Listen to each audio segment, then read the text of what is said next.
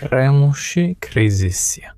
ინსაიდერებმა, რომლებიც სხვებზე მეც იციან, ახლახან აღიარეს წარმოუდგენელი რამ. რუსეთში რაღაც გიგანტური გაფუჭდა და მისი შეკეთება შეუძლებელია. ამ ინსაიდერებმა იციან ის, რაც პუტინმა არ იცის. რუსეთის ლიდერი ჩაფლულია ომში, რომელსაც ვერ მოიგებს. ყოველი დღე, როცა უკრაინის ომი გრძელდება, პუტინი თავის ქვეყანას კიდევ უფრო ღრმად აგდებს სასოწარკვეთის შავხრელში. პუტინს გაჩერების ფუფუნება არ აქვს. მაგრამ რუსეთს არ შეუძლია ომის გაგრძელება. აქედან გამოსავალი არ არსებობს, რადგან პუტინმა შექმნა რუსეთის ვერსია, რომელიც დიდხანს ვეღარ გაძლევს. როგორ აღმოჩნდა რუსეთი ამ მდგომარეობაში? ამ კითხვას პასუხს გავცემთ მას შემდეგ, რაც გავაშუქებთ, რას ამბობენ ინსაიდერები მათი ქვეყნის მდგომარეობაზე. და ეს ინსაიდერები ავლენენ კატასტროფას, რომელიც პუტინის წინაშე დგას. რუსეთის ბიუჯეტს აღარ შეუძლია პუტინის დაწყებული ომის დაფინანსება. შიდა დაპირისპირება მძვინვარებს კრანჩი, რადგან რუსეთის ფინანსთა სამინისტროსა და რუსეთის ცენტრალური ბანკის ეკონომისტები ავთხრილებენ, რომ უკრაინაში შეჭრის გაგრძელება გამოიწვევს სახელმწიფო ბიუჯეტის დეფიციტის იმ დონემდე ზრდას, რომ მისი გამოსწორება ვეღარ იქნება შესაძლებელი. ეს დეფიციტი უკვე ცუდად გამოიყურება რუსეთისთვის. 2026 წლის პირველ 4 თვეში რუსეთის ფინანსთა სამინისტრომ განაცხადა, რომ დეფიციტი გაიზარდა 5.8 ტრილიონ რუბლამდე. რაც დაახლოებით 80.6 მილიარდ დოლარს შეადგენს. ეს უკვე საკმაოდ ცუდია, მაგრამ კიდევ უფრო უარესია, როცა გაიგებ, რომ იმავე სამინისტროთ, რომ მთელი წლისთვის დეფიციტად 3.7 ტრილიონი რუბლი ჰქონდა პროგნოზირებული. ამჟამად რუსეთის სახელმწიფო ბიუჯეტის დეფიციტი ქვეყნის მთლიანი შიდა პროდუქტის, ანუ MŠP-ს 2.5%-ს შეადგენს და როგორც ჩანს, რუსეთს აღდგენის შანსი არ აქვს, თუ პუტინი ომს არ დაასრულებს. აი ეს არის პრობლემა. პუტინი არ აპირებს გაჩერებას და სწორედ ამიტომ არის ის მახეში გაბმული.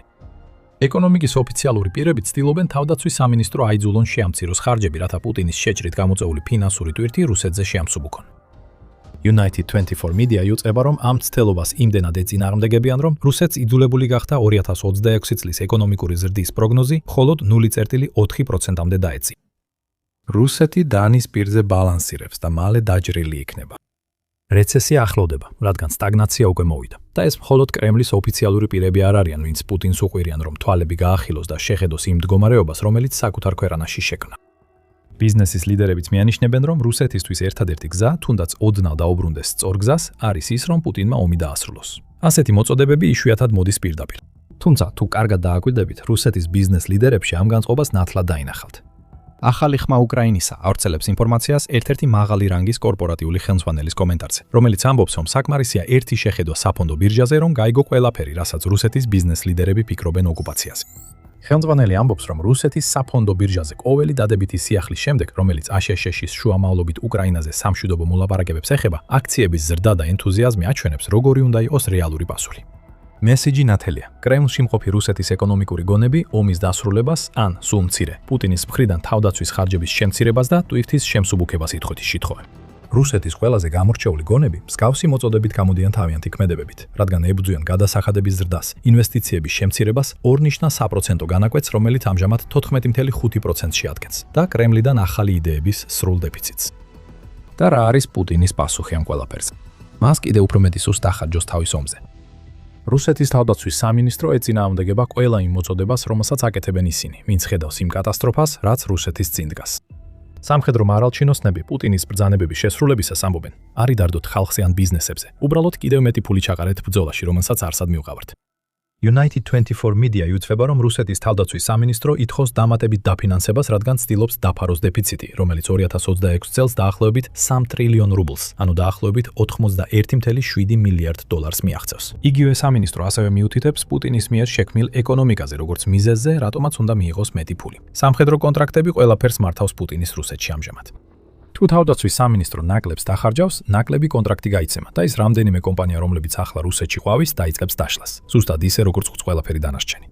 ეს არის მახე, რომელიც პუტინმა საკუთარ თავს დაუგო.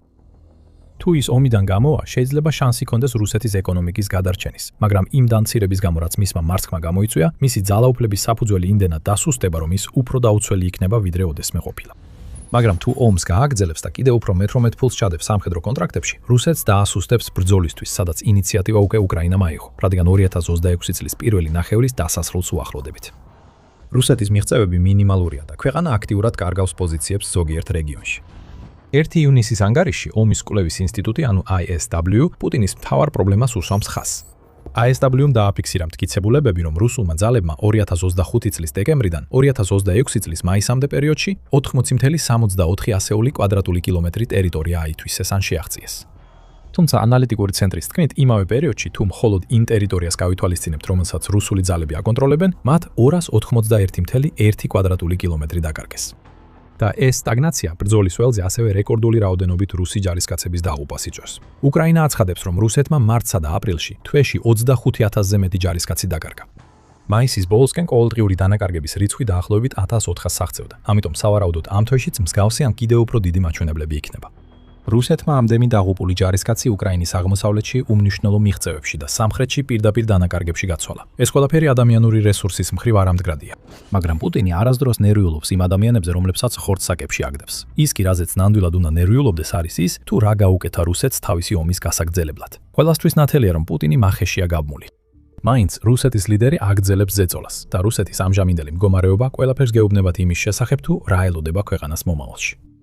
ზოგიერთი მათგანი უკვე განვიხილეთ. მზარდი ბიუჯეტის დეფიციტი, სტაგნაციაში მყოფი ეკონომიკა, ჩინოსნები და ბიზნესის მფლობელები, რომლებიც პრაქტიკულად სთხოვენ პუტინს, რომ შეწყვიტოს ომი, რათა რუსეთს გადარჩენის შანსი იქო. მაგრამ ამ ეტაპზე რუსეთს არაფერი გამოსდის გეგმის მიხედვით. როდესაც ჩინოსნებმა 2026 წლის ბიუჯეტის პროექტი შეადგინეს, იცოდნენ, რომ დაფინანსების დეფიციტი 1,2-დან 1,5 ტრილიონამდე რუბლი, ანუ 20,6 მილიარდ დოლარამდე წარმოიქმნებოდა, ძირითადად სამხედრო ხარჯების გამო. ეს დეფიციტი უკვე გადაიქცა უზარმაზარ უბსკრულად და კიდევ უფრო გაიზრდება, რადგან პუტინი ომს კიდევ უფრო მეტ ჯარისკაცსა და ტექნიკას სწირავს. პუტინს შეიძლება გონია, რომ ამას რუსეთის თავდაცვის სექტორის ზრდით შეინარჩუნებს, მაგრამ ასე არ არის. სპიკერის თქმით, ვერც ეს სექტორი ვითარდება ისე, როგორც ადრე ვითარდებოდა. შეჭრის პირველ რამდენიმე წელს რუსეთის სახელმწიფო თავდაცვის ინდუსტრია დაახლოებით 30%-ით გაიზარდა, რის გამოც რუსეთი ეკონომიკურად ჯამთელად გამოიყურებოდა 2024 წლის ბოლომდე. ეხლა იმ სექტორებში, რომლებიც რუსეთის სამხედრო სფეროსთან არის დაკავშირებული, მოსალოდნელია მხოლოდ 4-5%-იანი ზრდა. ეს ნიშნავს, რომ მათ პრაქტიკულად მიაღწიეს პიკს და აქედან ყველაფერი დაღმავალია. და ის 0,4%-იანი MŠP-ს ზრდა, რომელიც ადრე ვახსენეთ. თავდაპირველად 1,3% უნდა ყოფილიყო, სანამ რუსეთის ეკონომიკის სამინისტრო იძულებული გახდა შეენცირებინა პროგნოზი. რუსეთის ეროვნული კეთილდღეობის ფონდი ახლა 60%-ით დაბალია იმ დონესთან შედარებით, რაც პუტინის შეჭრამდე იყო. ქვეყნის ბიუჯეტის დეფიციტი სულ უფრო უახლოვდება MŠP-ს 3,8%-ს, რაც COVID-19 პანდემიის დროს დაფიქსირდა. მაშინ ეს კატასტროფა იყო, მაგრამ მალე შეიძლება რუსეთის ახალი ნორმა გახდეს. მიუხედავად ამისა, სახელმწიფო ხარჯები იზრდება. 2026 წლის პირველ 4 თვეში კრემლმა 16%-ით მეტი დახარჯა, ვიდრე 2025 წლის იმავე პერიოდში. მიუხედავად იმისა, რომ რუსეთის ეკონომიკური ბუშტი სკდება, სახელმწიფო შესყიდვებზე ხარჯები 51%-ით გაიზარდა, იუძგება სტეიტსმენი. ეს არის პუტინის პასუხი. რუს ხალხს უჭირდეს, სანამ ის ცდილობს დაიმკვიდროს რუსეთის ერთ-ერთი დიდი დამპყრობლის მემკვიდრეობა, რომელიც უკვე იმდენად მიუღწეველია მისთვის, რომ მას ვერასდროს მიაღწევს. და ასე დავბრუნდით იმ კითხვასთან, რომელიც ვიდეოს დასაწყისში დავსვით. როგორ აღმოჩნდა რუსეთი აქ? პუტინის სამხედრო ხარჯები მხოლოდ უფრო დიდი უბედურების ისტორიის ნაწილია, რომელმაც რუსეთის მთელი ეკონომიკა მოიცვა. სრული ისტორია, რა თქმა უნდა, უკრაინასაც ეხება. ასევე ეხება რუსულ ნავთობს, სამოქალაქო ბიზნეს სექტორის აბსოლუტურ კოლაფსს, რომელიც წლებია ომის სიმძიმის ქვეშ ჭრიალებს და სტაგნაციისკენ სვლას, რაც ამჟამად აზიანებს რუს მოქალაქეებს და მომავალში მათ ცხოვრების წესს გაანადგურებს. დავიწყოთ რუსეთის ნავთობის პრობლემით. ბოლოს და ბოლოს უკრაინამ დიდი როლი ითამაშა რუსეთის ეკონომიკური განადგურების უბსკრულისკენ წაყვანაში. როცა პუტინმა უკრაინაში შეიჯრა, სჯეროდა, რომ ეს ქვეყანა რუსეთს აბსოლუტურად არავითარ საფრთხეს არ შეუქმნიდა. თუნდაც უკრაინას თავის დაცვა შეძლებოდა, რაც მალე დაამტკიცა კიდეც, მას არ ჰქონდა ისეთი შორ მანძილზე მოქმედი იარაღი, რომელიც რუსეთს თავად მის ტერიტორიაზე ავნებდა. და რამდენიმე წლის განმავლობაში პუტინი მართალი იყო. დასავლეთში წარმოებული შორ მანძილზე მოქმედი იარაღით იშვიათი დარტყმების გარდა, ბრძოლის უმეტესობა უკრაინის ტერიტორიაზე მიმდინარეობდა. რუსეთი იოლად აღწევდა თავს, რადგან უკრაინას არ ჰქონდა საჭირო რესურსები, რომ გაეგრძელებინა ხანგრძლივი და შორ მანძილზე მოქმედი კამპანია, იმ კრიტიკული ნავთობის ინდუსტრიის წინააღმდეგ, რომელიც რუსულ ეკონომიკას ფულს აწვდის. როგორ შეიცვალა დრო? ეხლა 2026 წელია და ამ სპეციალური სამხედრო ოპერაციის დაწყებიდან უკვე 4 წელზე მეტია გასული, რომელიც მხოლოდ რამდენიმე დღეში უნდა დასრულებულიყო. უკრაინა გადაიქცა ერთ-ერთ ყველაზე ძლიერ სამხედრო სახელმწიფოდ ევროპაში და ბოლო 4 წელი გაატარა ახალი და უფრო ძლიერი დრონების შექმნაში, რომლებიც 1000-ობით კილომეტრის სიღრმეს შეუძლიათ რუსეთის ტერიტორიაზე დადგმა. როგორც მისი შეჭრის დროს ხშირად ხდებოდა, პუტინმა სერიოზულად სათანადოდ ვერ შეაფასა უკრაინის შესაძლებლობები. ეხლა რუსეთი იხდის ფასს, რადგან უკრაინა ატარებს კამპანიას, რათა მოწყვიტოს ეკონომიკის სასიცოცხლო წყარო, რომელმაც პუტინის ომი ასე დიდხანს შეინარჩუნა. 1 ივნისის ანგარიში United 24 მედიამ გამოავლინა, რომ უკრაინის სამხედრო ძალებმა 2026 წლის დასაწყისიდან წარმატებით დაარტყეს 15 რუსულ ნავთობგადამამუშავებელ ქარხანას, რომელთაგან ბევრი მრავალჯერ გახდა მსხვერპლი გრძელდისტანციური იარაღის, რომლის განვითარებასაც პუტინი არასდროს წარმოიდგენდა, რომ უკრაინა შეძლებდა. ამ დარტყმების შედეგად უკრაინამ ფაქტობრივად გაანეიტრალა რუსეთის მთლიანი ნავთობგადამამუშავებელი სიმძლავრის თითქმის 40% მაისის ბოლოსთვის. ეს მნიშვნელოვანია. გადამუშავების პროცესში რუსეთი ნედლ ნავთობს ათეულობით გამოსადეგ პროდუქტად აქცევს, რომელთაგან ყველაზე მნიშვნელოვანია ბენზინი, დიზელი და ავიაციის საწორი, რომელსაც მისი სამხედრო ძალები იყენებენ და რომელიც სხვა ქვეყნებში გაყიდვისას მაღალ ფასად იყიდება. ამ ნავთობგადამამუშავებელ ქარხნებზე დარტყმებს თან ერთვის განმეორებადი თავდასხმები რუსეთის ნავთობის ტერმინალებსა და საცავებზე, რაც ნიშნავს უკრაინის დარტყმებს. ეს არის როგორც რუსეთის ეკონომიკური სიცოცხლის წყარო, ასევე საზღვაო არტერიები, რომლებიც ქვეყანას საშუალებას აძლევს თავისი თხევადი ოქრო ექსპორტზე გაიტანოს. იმისთვის, რომ მილიარდობით დოლარი პუტინის საომარ ხაზინაში ჩაიდინოს, ლოგიკა აქ ნათელია. თუ ნავთობს წაართმევ, ფულსაც წაართმევ და თუ ფული გააქრება, რუსეთს მოუწევს კიდევ უფრო დიდ ვალებში ჩაძირვა, რომ პუტინის გიჟური სამხედრო ხარჯები შეინარჩუნოს. სწორედ ამას ვხედავთ ახლა. შიდა დონეზე ეს დათმები უამრავ ეკონომიკურ პრობლემას ქმნის. ნავთობგადამამუშავებელი ქარხნები ძვირია ექსპლუატაციაში. ისინი საჭიროებენ მრავალ მილიონიან დანადგარებს. სწორედ ამას ესხმის თავს უკრაინა. ყოველი შეკეთება, რომელსაც რუსეთი აკეთებს, ორმაგად ზრდის ტკივილს. ფული იხარჯება შეკეთებებზე და იკარგება ყოველი დღე, როცა დანადგარი მწყობრიდანაა გამოსული და ვერ ასრულებს თავის როლს ნავთობის გადამუშავების პროცესში. რუსეთში საწვავის დეფიციტია. ბენზინისა და დიზელის გაყიდვაზე მკაცრი კონტროლი დაწესდა, რაც როგორც RBC უკრაინა იუწყება, ახალ მოსკოვამდეც კი ვრცელდება. ოკუპირებულ ყირიმში მოქალაქეებს უკვე ზღუდავენ და თითო ადამიანს მხოლოდ 20 ლიტრი საწვავის შეძენის უფლება აქვს. ამ ყველაფრის გავლენა რუსულ ბიზნესებზე არ უნდა შევაფასოთ ნაკლებად. ბენზინგასამართი სადგურები ნაკლებ შემოსავალს იღებენ. ნებისმიერი ინდუსტრია, რომელიც საწვავზეა დამოკიდებული, ტრანსპორტიდან სამოქალაქო წარმოებამდე იძულებულია შეამციროს ოპერაციები, სანამ მდგომარეობა არ გაუმჯობესდება. მაშინაც კი, როცა უბრალო მოქალაქეებს არ შეუძლიათ სამუშაოდ მგზავრობა, ეს ყველაფერი გავლენას ახდენს რუსეთის ეკონომიკაზე. ამ ყველაფრის შედეგია ის, რომ რუსეთის სამოქალაქო ბიზნესები სირთულეებს აწყდებიან. მაგრამ ეს ის პრობლემაა, რომელსაც მოგვიანებით უფრო დეტალურად გამეხილოთ. თუ დავრჩებით რუსეთის ნავთობთან და ქვეყნის ენერგეტიკულ ბაზართან, საწვავზე დაწესებული შეზღუდვები მხოლოდ ქვეყნის შიგნით არ მოქმედებს. ექსპორტზე უკვე მოქმედებს ეს შეზღუდვები. რუსეთმა აკრძალა ავიაციური საწვავის ექსპორტი 30 ნოემბრამდე, რაც პირდაპირ უკავშირდება უკრაინის მიერ განხორციელებულ თავდასხმებს, ნავთობგადამამუშავებელ ქარხნებსა და ენერგეტიკულ ინფრასტრუქტურაზე. მსგავსი რამ ბენზინთან დაკავშირებითაც ხდება. 2 აპრილს ინტერფაქსმა გაავრცელა ინფორმაცია, რომ კრემლმა ბენზინის ექსპორტის აკრძალვა გაახანგრძლივა და ის საწვავის მწარმოებლებსაც შეეხო, გარდა იმ აკრძალვისა, რომელიც არ ამწარმოებლებს უკვე ჰქონდათ დაწესებული. ეს შეზღუდვა ივლისის ბოლომდე გაგრძელდება, მაგრამ დიდი ალბათობაა, რომ უფრო დიდ ხანსაც გაგრძელდეს, თუ უკრაინა ენერგეტიკულ დარტყმებს იმავე ტემპით გააგრძელებს. სპოილერის გაფრთხილება: უკრაინა ტემპს შეინარჩუნებს. საწვავის ექსპორტის შეუძლებლობა დამანგრეველია რუსეთისთვის, განსაკუთრებით მაშინ, როცა ოპერაცია ეპიკური რისხვის შედეგად ნავთობისა და ნავთობპროდუქტების ფასები იზრდება. ეს უნდა იყოს დრო, როცა რუსეთმა უნდა ისარგებლოს შესაძლებლობით, მაგრამ როგორც ვიცე-პრემიერი ალექსანდრე ნოვაკი ამხელს, ეს უბრალოდ არ ხდება. ცხადია, რომ დღეს გლობალურ ბაზარზე ნავთობპროდუქტების დეფიციტია. ფასები მნიშვნელოვნად უფრო მეტად გაიზარდა ვიდრე ნავთობის ფასები. ყველა ჩვეულებრივ ნავთობის ფასებს უყურებს, მაგრამ ნავთობპროდუქტების ფასები ყველა რეკორდს ამსვლელს. ხედავთ, რომ გადამუშავება მცირდება ნავთობის ნაკლებობის გამო. ბევრმა ქვეყანამ, რომელიც ნავთობის მიწოდებაზეა დამოკიდებული და შიდა გადამუშავებას ახორციელებს, ექსპორტი აკრძალა, მათ შორის ჩინეთმაც. განაცხადა ნოვაკმა მას შემდეგ, რაც რუსეთმა ბენზინის ექსპორტის აკრძალვა გამოაცხადა. ნოვაკი აქ თავის მართლებას ცდილობს. ასევე შეიძლება ეს აღიქვათ, როგორც რუსეთის კიდევ ერთი ოფიციალური პირის დაფარული გზავნილი პუტინისთვის, რომ უკრაინის ომი უნდა დასრულდეს.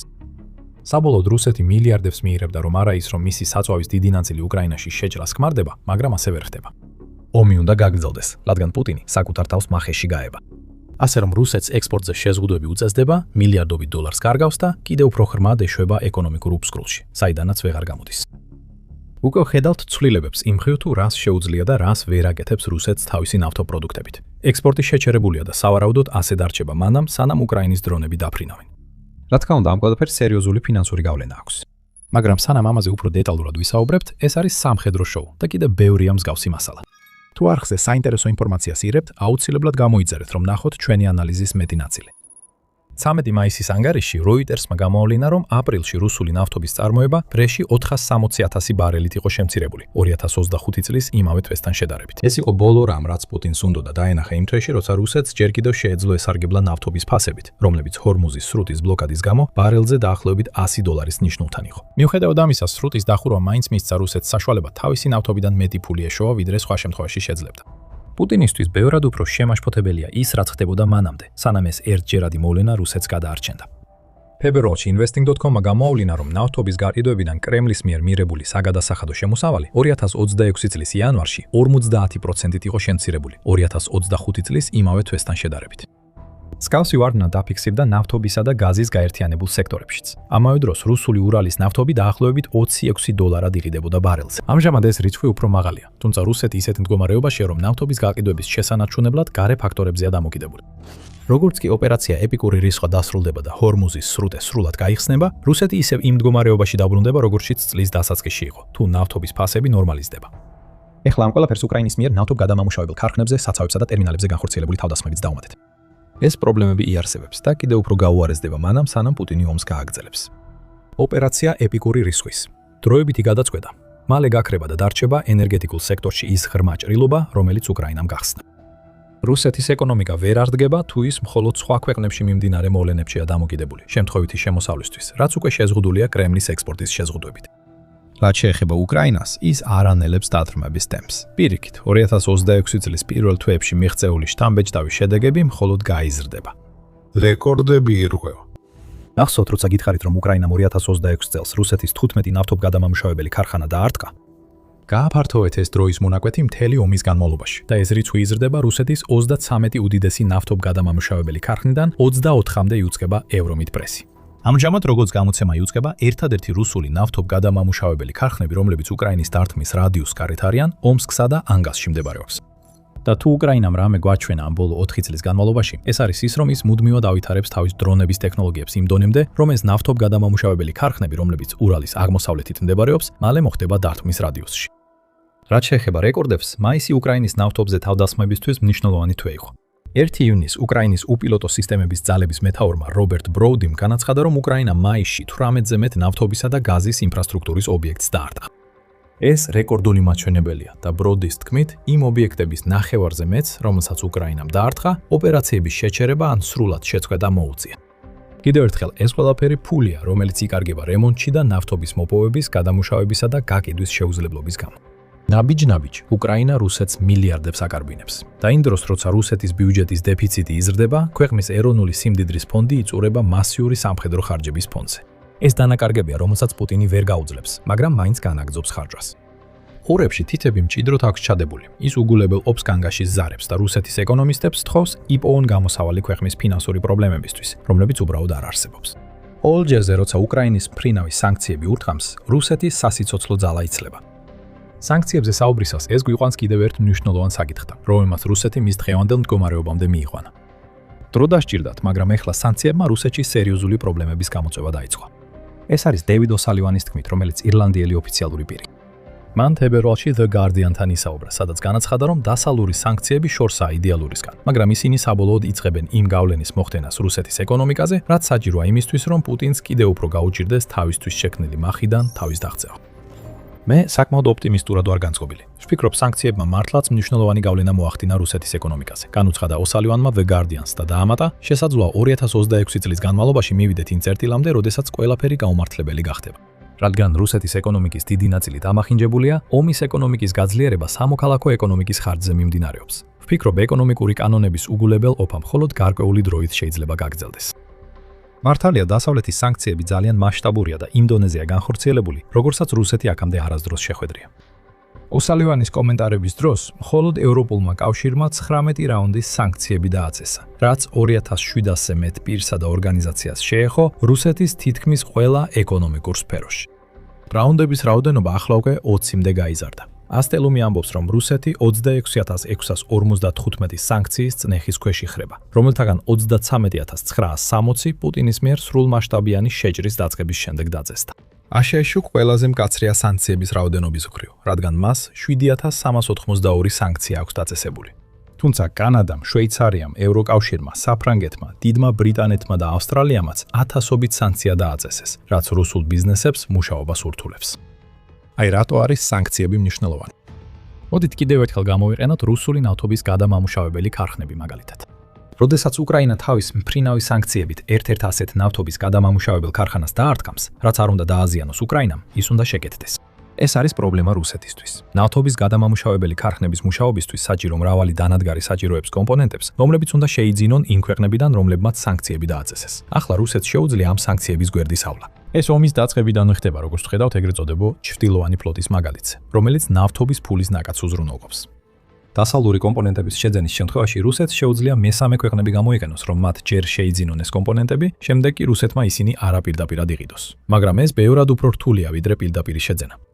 რუსეთს უფრო დიდხანს უწევს ლოდინი, რომ მიიღოს საჭირო კომპონენტები. ასევე მას დამატებით უწევს ეგრეთ წოდებული პოუნელის საფასურის გადახდა ამ კომპონენტების ღირებულებაზე ზემოდან, რათა მესამე ქვეყნებიც აახალისოს და დაეხმარონ სანქციების გვერდისავლაში. ნავთობ გადამამუშავებელი ქარხნები უფრო დიდხანს რჩებიან გაჩერებული და რუსეთი კიდევ უფრო მეტ ფულს ხარჯავს. ეს არის მიკროკოსმოსი იმ პრობლემისა, რომელიც ყველა იმ რუსულ კომპანიას ეხება, რომელსაც დასავლეთმა სანქციები დაუწესა. და გრძელვადიან პერსპექტივაში ეს პრობლემა რუსეთს მილიარდობით დოლარი უჯდება, რომლის შედეგებიც ახლა საბოლოოდ იწყებს შეგრძნებას. ევროპის კომისიის პრეზიდენტი ურსულა ფონ დერ ლაიენი ოსალივანს ეთანხმება იმაში, რომ სანქციების პრობლემა საბოლოოდ პუტინსაც ეწევა. დიახ, სანქციებს ძლიერი გავლენა აქვს რუსეთის ეკონომიკაზე. როგორც ევრონიუსმა 8 მაისს ფონ დერ ლაიენის განცხადებაზე გაავრცელა ინფორმაცია. ის ამატებს: რუსეთის საკუთარი არჩევანით დაწყებული ომის ფასს ხალხი საკუთარი ჯიბიდან იხდის. დაიმახსოვრეთ ეს ადამიანები, მათთან ისევ დავბრუნდებით. უკრაინის ენერგეტიკულ ინფრასტრუქტურაზე დარტყმებს თუ სანქციებსაც დაუმატებთ, პუტინისთვის კოშმარული სცენარი მიიღება და ისევ ის ამ ხაფანგშია გაჯედილი. სანქციები მალე არ გაქრება. ამის ერთადერთი შანსი ომის დასრულებაა, მაგრამ პუტინი ამას არ აპირებს. ასე რომ სანქციები კიდევ გაიზრდება, ზეწოლაც გაძლიერდება და სანამ პუტინი რუსეთის თავდაცვის ინდუსტრიაში ფულის ჩადებას გააგრძელებს, ჩვენი მთავარი მიზეზებიდან მესამეც, რუსეთის ეკონომიკური პრობლემების კიდევ უფრო გამძაფრებას გამოიწვევს. რუსეთის სამოქალაქო ბიზნეს სექტორი პარალიზებულია. 30 მაისის ანგარიში მთავარი პოსტი აღნიშნავს, რომ რუსეთის შიდა ბაზარი დაიშალა და ის, რასაც ისინი ძვირფასი ქვის ეკონომიკას უწოდებენ, ჩამოყალიბდა. ერთ მხარეს არის გადახურებული სამხედრო სამრეწველო კომპლექსი, რომელშიც რუსეთმა მილიარდობით დოლარი და უზარმაზარი სამუშაო ძალა ჩადო. მეორე მხარეს კი სამოქალაქო სექტორებია. ამჟამად ისინი ებრძვიან სამუშაო ძალის დეფიციტს, ბიზნესის წარმოების ძალიან მაღალ ხარჯებს და სერიოზულ კაპიტალის პრობლემებს, როგორც გაზრდილი გადასახადების გადახდის იძულების, ასევე საჭირო ფულზე წვდომის სირთულეების დამა. სტატისტიკა ამას სრულად ადასტურებს. The Key Post-ი იუწყება, რომ მაკროეკონომიკური ანალიზისა და მოკლევადიანი პროგნოზირების ცენტრმა გამოავლინა, რომ ბოლოს 3 თვის განმავლობაში რუსული საბანკო სექტორის ტოქსიკურმა და არამუშა აქტივებმა გადააჭარბა საერთაშორისო დონეზე აღიარებულ კრიზისულ ზღვარს, რომელიც 10%-ს შეადგენს. ის ორგანიზაცია სხვათა შორის პრო-კრემლინურია. ეს ნიშნავს, რომ კიდევ უფრო მეტი შინაგანი პირი ცდილობს პუტინის გამოფხიზლებას იმ პრობლემებზე, რომლებიც თავად შექმნა. სამხედრო სფეროსთან არ დაკავშირებულმა კომპანიებმა რუსეთში 2025 წლის იანვრიდან ნოემბრამდე განაცხადეს 7.5 ტრილიონი რუბლის, ანუ დაახლოებით 103 მილიარდი დოლარის ზარალზე. ეს ზარალი განაწილდა 18200 კომპანიაზე, რაც ყველაზე მაღალი მაჩვენებელია პანდემიის შემდეგ იმ რუსული ბიზნესებს შორის, რომლებმაც ზარალზე განაცხადეს. ყველაზე მეტად დაზარალდნენ წარმოების, სამთო და საბითუმო სექტორები და ეს ზარალები კიდევ უფრო მეტია, ვიდრე რუსეთის ამჟამინდელი სახელმწიფო ბიუჯეტის პროგნოზირებული დეფიციტი. ეს განტოლება არ ჯდება. რუსეთის ბიზნესები ფულს კარგავენ. ეს ნიშნავს, რომ კრემლს ნაკლები შემოსავალი აქვს დასაბეგრად, რაც კიდევ უფრო ანძიმებს ბიუჯეტურ პრობლემებს, რომლებიც მხოლოდ მძაფრდება პუტინის ჯიუტი უარის გამო. დაინახოს მის მიერ შექმნილი კრიზისის ისეთი გამოსავალი, რომელიც ომის გაგრძელებას არ მოიცავს. რუსეთის სამოქალაქო სექტორის ბიზნესებში ვარდნა 2026 წელს 10 გაგრძელდა. 19 მაისის ანგარიში ინტერნიუსმა გამოავლინა, რომ რუსეთის მიკრო, მცირე და საშუალო ბიზნესების 68.7%-მა განაცხადა, რომ მათი შემოსავლები 2026 წლის დასაწყისში შემცირდა. დაახლოებით 31%-მა რუსეთის მცირე ბიზნესის მფლობელთაგან განიხილა საქმიანობის შეწყვეტა წლის პირველი კვარტალის განმავლობაში, რაც ყველაზე მაღალი მაჩვენებელია მას შემდეგ, რაც პუტინმა უკრაინაში შეიჭრა. ყველა ეს ბიზნესი ებრძვის დამატებული ღირებულების გადასახადის 2%-იან ზრდას. ასევე 14.5%-იან საპროცენტო განაკვეთებთან და მაღალი ინფლაციის დონესთან ერთად, რაც უკვე ვახსენეთ. ბანკების თემას რომ დაუბრუნდეთ, 2026 წლის მარტში რუსეთში 60 ბანკი ზარალზე მუშაობდა, რაც რუსეთის მთლიანი საბანკო სექტორის დაახლოებით 20%-ს შეადგენს. და კიდევ ერთხელ, ეს არის ყველაზე ცუდი მაჩვენებელი რუსეთში 2022 წლის შემდეგ. რასაც პუტინმა აქ შექმნა, ეს არის გართულებადი პრობლემა. რაც უფრო მეც აბანდებს სამხედრო სამრეწველო სექტორში, რომელიც უკვე იწყებს სტაგნაციას, მით უფრო მეტად ართმევს რესურსებს რუსეთის სამოქალაქო ბიზნესს. გსურს რომელიმე მეწარმეს ასეთ პირობებში ბიზნესის დაწყება, როცა მათ უწევთ უფრო მეტი გადასახადისა და სესხის პროცენტის გადახდა ვიდრე ოდესმე? ალბათ არა. უკვე არსებული ბიზნესები ებრძვიან იმ პრობლემას, რომ მუშახელი რუსეთის თავდაცვის ინდუსტრიამ ჩაითრია. ამას ემატება ყველა ის ეკონომიკური პრობლემა, რაც რუსეთში არსებობს. საბოლოოდ ეს ბიზნესები ნაკლებად პროდუქტიულები ხდებიან. უმეტესობა იმ ბიზნესებისა, რომლებიც პროდუქციას ან სერვისებს ექსპორტზე აგზავნიან, ნაკლებ შემოსავალს იღებს ვიდრე ადრე, რაც პუტინისთვის პრობლემას კიდევ უფრო ანძიმებს. ის უკვე ხედავს, როგორ ზარალობს რუსეთის ენერგეტიკული სექტორი. როდესაც სამოქალაქო ბიზნესები ასეთ სირთულეებს აწყდებიან, ისინი ვერ შეძლებენ დანაკლისის ანაზღაურებას. მათაც უჯერთ და ეს გავლენა ყველასთვის ნათლად ჩანს. 9 მაისის ანგარიში Forbes-მა გამოავლინა, რომ რუსეთის ობლიგაციების ბაზრის მეოთხედი ხედი ახლა დეფოლტის რისკის ქვეშაა, რადგან მრავალი ბიზნესი, რომელმაც ომამდე დაბალ პროცენტში ისესხა ფული, ახლა გაცილებით მაღალი პროცენტით რეფინანსირების წინაშე დგას. გამოცემის ინფორმაციით, კომერციული ვალდებულებების გადაუხდელობამ რუსეთში უკვე 109 მილიარდ დოლარს მიაღწია იანვარში. აქ ბანკოს სახლი დგას, რომელიც ჩამოშლის ზღვარზეა. როცა ვალდებულებები არ იხდება, ბანკებს უჯერთ. თუ ბანკები დაიშლება, რუსეთი დაკარგავს ფინანსურ ინსტიტუტებს, რომლებიც ყველაფრის შეკავებას ცდილობენ, რაც კიდევ ერთი კატასტროფა იქნება ქვეყნისთვის, რომელიც უკვე ეკონომიკურ კრიზისშია. და კიდევ არიან თვითონ რუსებიც.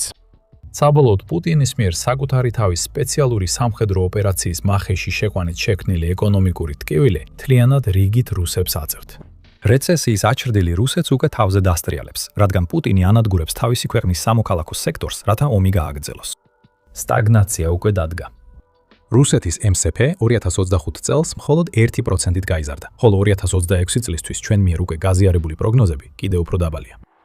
New Voice of Ukraine-ის მიხედვით კომპოზიტური წამყვანი ინდიკატორი, რომელიც რუსეთის ეკონომიკის რეცესიაში შესვლას მიუთითებს, 2025 წლის ნოემბრიდან 0.54-ზე მაღლაა. კრიტიკული ზღვარი არის 0.12. რეცესია ახლოვდება და სწრაფი აღდგენა არ ჩანს. ყველა ფაქტორი, რომელზეც ამ ვიდეოში ვისაუბრეთ, აჩვენებს, რომ პუტინის ომი შინ დაბრუნდა. რუსი ხალხი ყველაფრის სიმძიმეს ატარებს, ხოლო ტელეგრაფი უწყება, რომ ოპოზიცია ძალას იკრებს, რადგან პუტინის ომით გამოწვეული ეკონომიკური ტკივილი აუტანელი ხდება. პუტინის პასუხი ტრადიციული იყო. როცა მას საკუთარი ხალხის უკმაყოფილება ხდება, კრემლი ამკაცრებს ინტერნეტზე წვდომას და ბლოკავს ისეთ აპლიკაციებს, როგორიცაა ტელეგრამი. ყველაფერს აკეთებს იმისთვის, რომ უკმაყოფილება კონტროლს დაუქვემდებაროს. ნდობა პუტინის მიმართ ისტორიულ მინიმუმზეა. კრემლთან დაკავშირებული სოციოლოგიური კომპანია VTSIOM აცხადებს, რომ ნდობამ აპრილში საომარი პერიოდის მინიმუმს 61%-ს მიაღწია, ხოლო ლევადა ცენტრის მონაცემებით მარტში რუსების 67% უკვე ითხოვს, რომ პუტინმა მშვიდობის მოლაპარაკებებისკენ გადადგას ნაბიჯი, მაგრამ პუტინი არ უსმენს. ის არასდროს უსმენს. ამის ნაცვლად ის ცდილობს შექმნას ილუზია, თითქოს ხაფანგში არ არის გაბული. ამ ვიდეოს შექმნის დროს პუტინი მასპინძლობს სანქტ-პეტერბურგის საერთაშორისო ეკონომიკური ფორუმს მე-5-ით, შეჭრის დაწყების შემდეგ. Reuters-ის მიერ რუსულ დავოსად წოდებული ეს კონფერენცია თითქოს უნდა ქმნიდეს ახალ ურთიერთობებსა და იდეებს რუსეთის ეკონომიკის გასაძლიერებლად, მაგრამ ასე არ იქნება. არაფერი შეიცვლება, სანამ პუტინი აგრძელებს ომს, რადგან ის მხოლოდ რუსეთის თავდაცვის სექტორში ჩადებს ფულს. უკრაინის დრონები კვლავ იფრენენ, მეტი სანქციაც იქნება.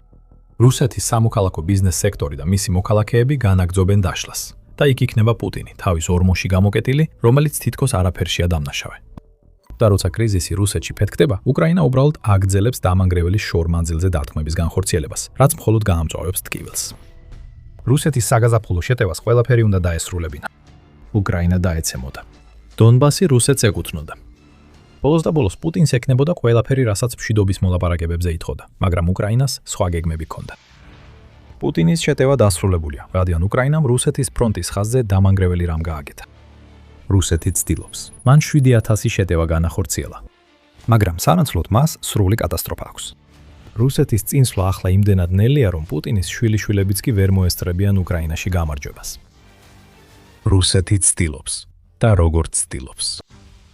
Deep State-ის მიხედვით რუსეთის შეტევითი ტემპის სტატისტიკური ანალიზი აჩვენებს, რომ მაისის განმავლობაში რუსეთის შეტევითი ოპერაციების მოცულობა 27.5%-ით გაიზარდა.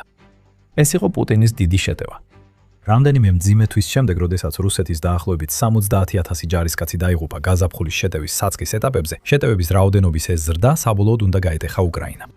მაისის ბოლოსთვის რუსეთმა უკრაინაზე 7000-ზე მეტი შეტევა განახორციელა. ეს ძალის დემონსტრირებას უნდა ემსახურებოდეს. მაგრამ როცა ამ დარტყმების შედეგებს უყურებ, სინამდვილეში ხედავ სასოწარკვეთილებას. მიუხედავად გაზაფხულის შეტევის მასშტაბების გაზრდისა, რუსეთმა ტერიტორიულ ფრონტზე პრაქტიკულად ვერაფერი მიაღწია. მაისის ბოლოსთვის რუსეთის განახლებული შეტევის შედეგი მხოლოდ 14 კვადრატული კილომეტრი უკრაინის ტერიტორია იყო. სწორად გაიგეთ, 14 კვადრატული კილომეტრი. საგულისხმოდ, The Measure of Things ამბობს, რომ ეს ტერიტორია დაახლოებით ლოს-ანჯელესის საერთაშორისო აეროპორტის ზომის ტოლია. ასე რომ რუსეთმა ერთი თვის განმავლობაში დაახლოებით აეროპორტის ზომის ტერიტორიის დაკავება შეძლო, იმ დროს, როცა უკრაინაზე 2026 წელს ყველაზე მეტი შეტევა განახორციელა.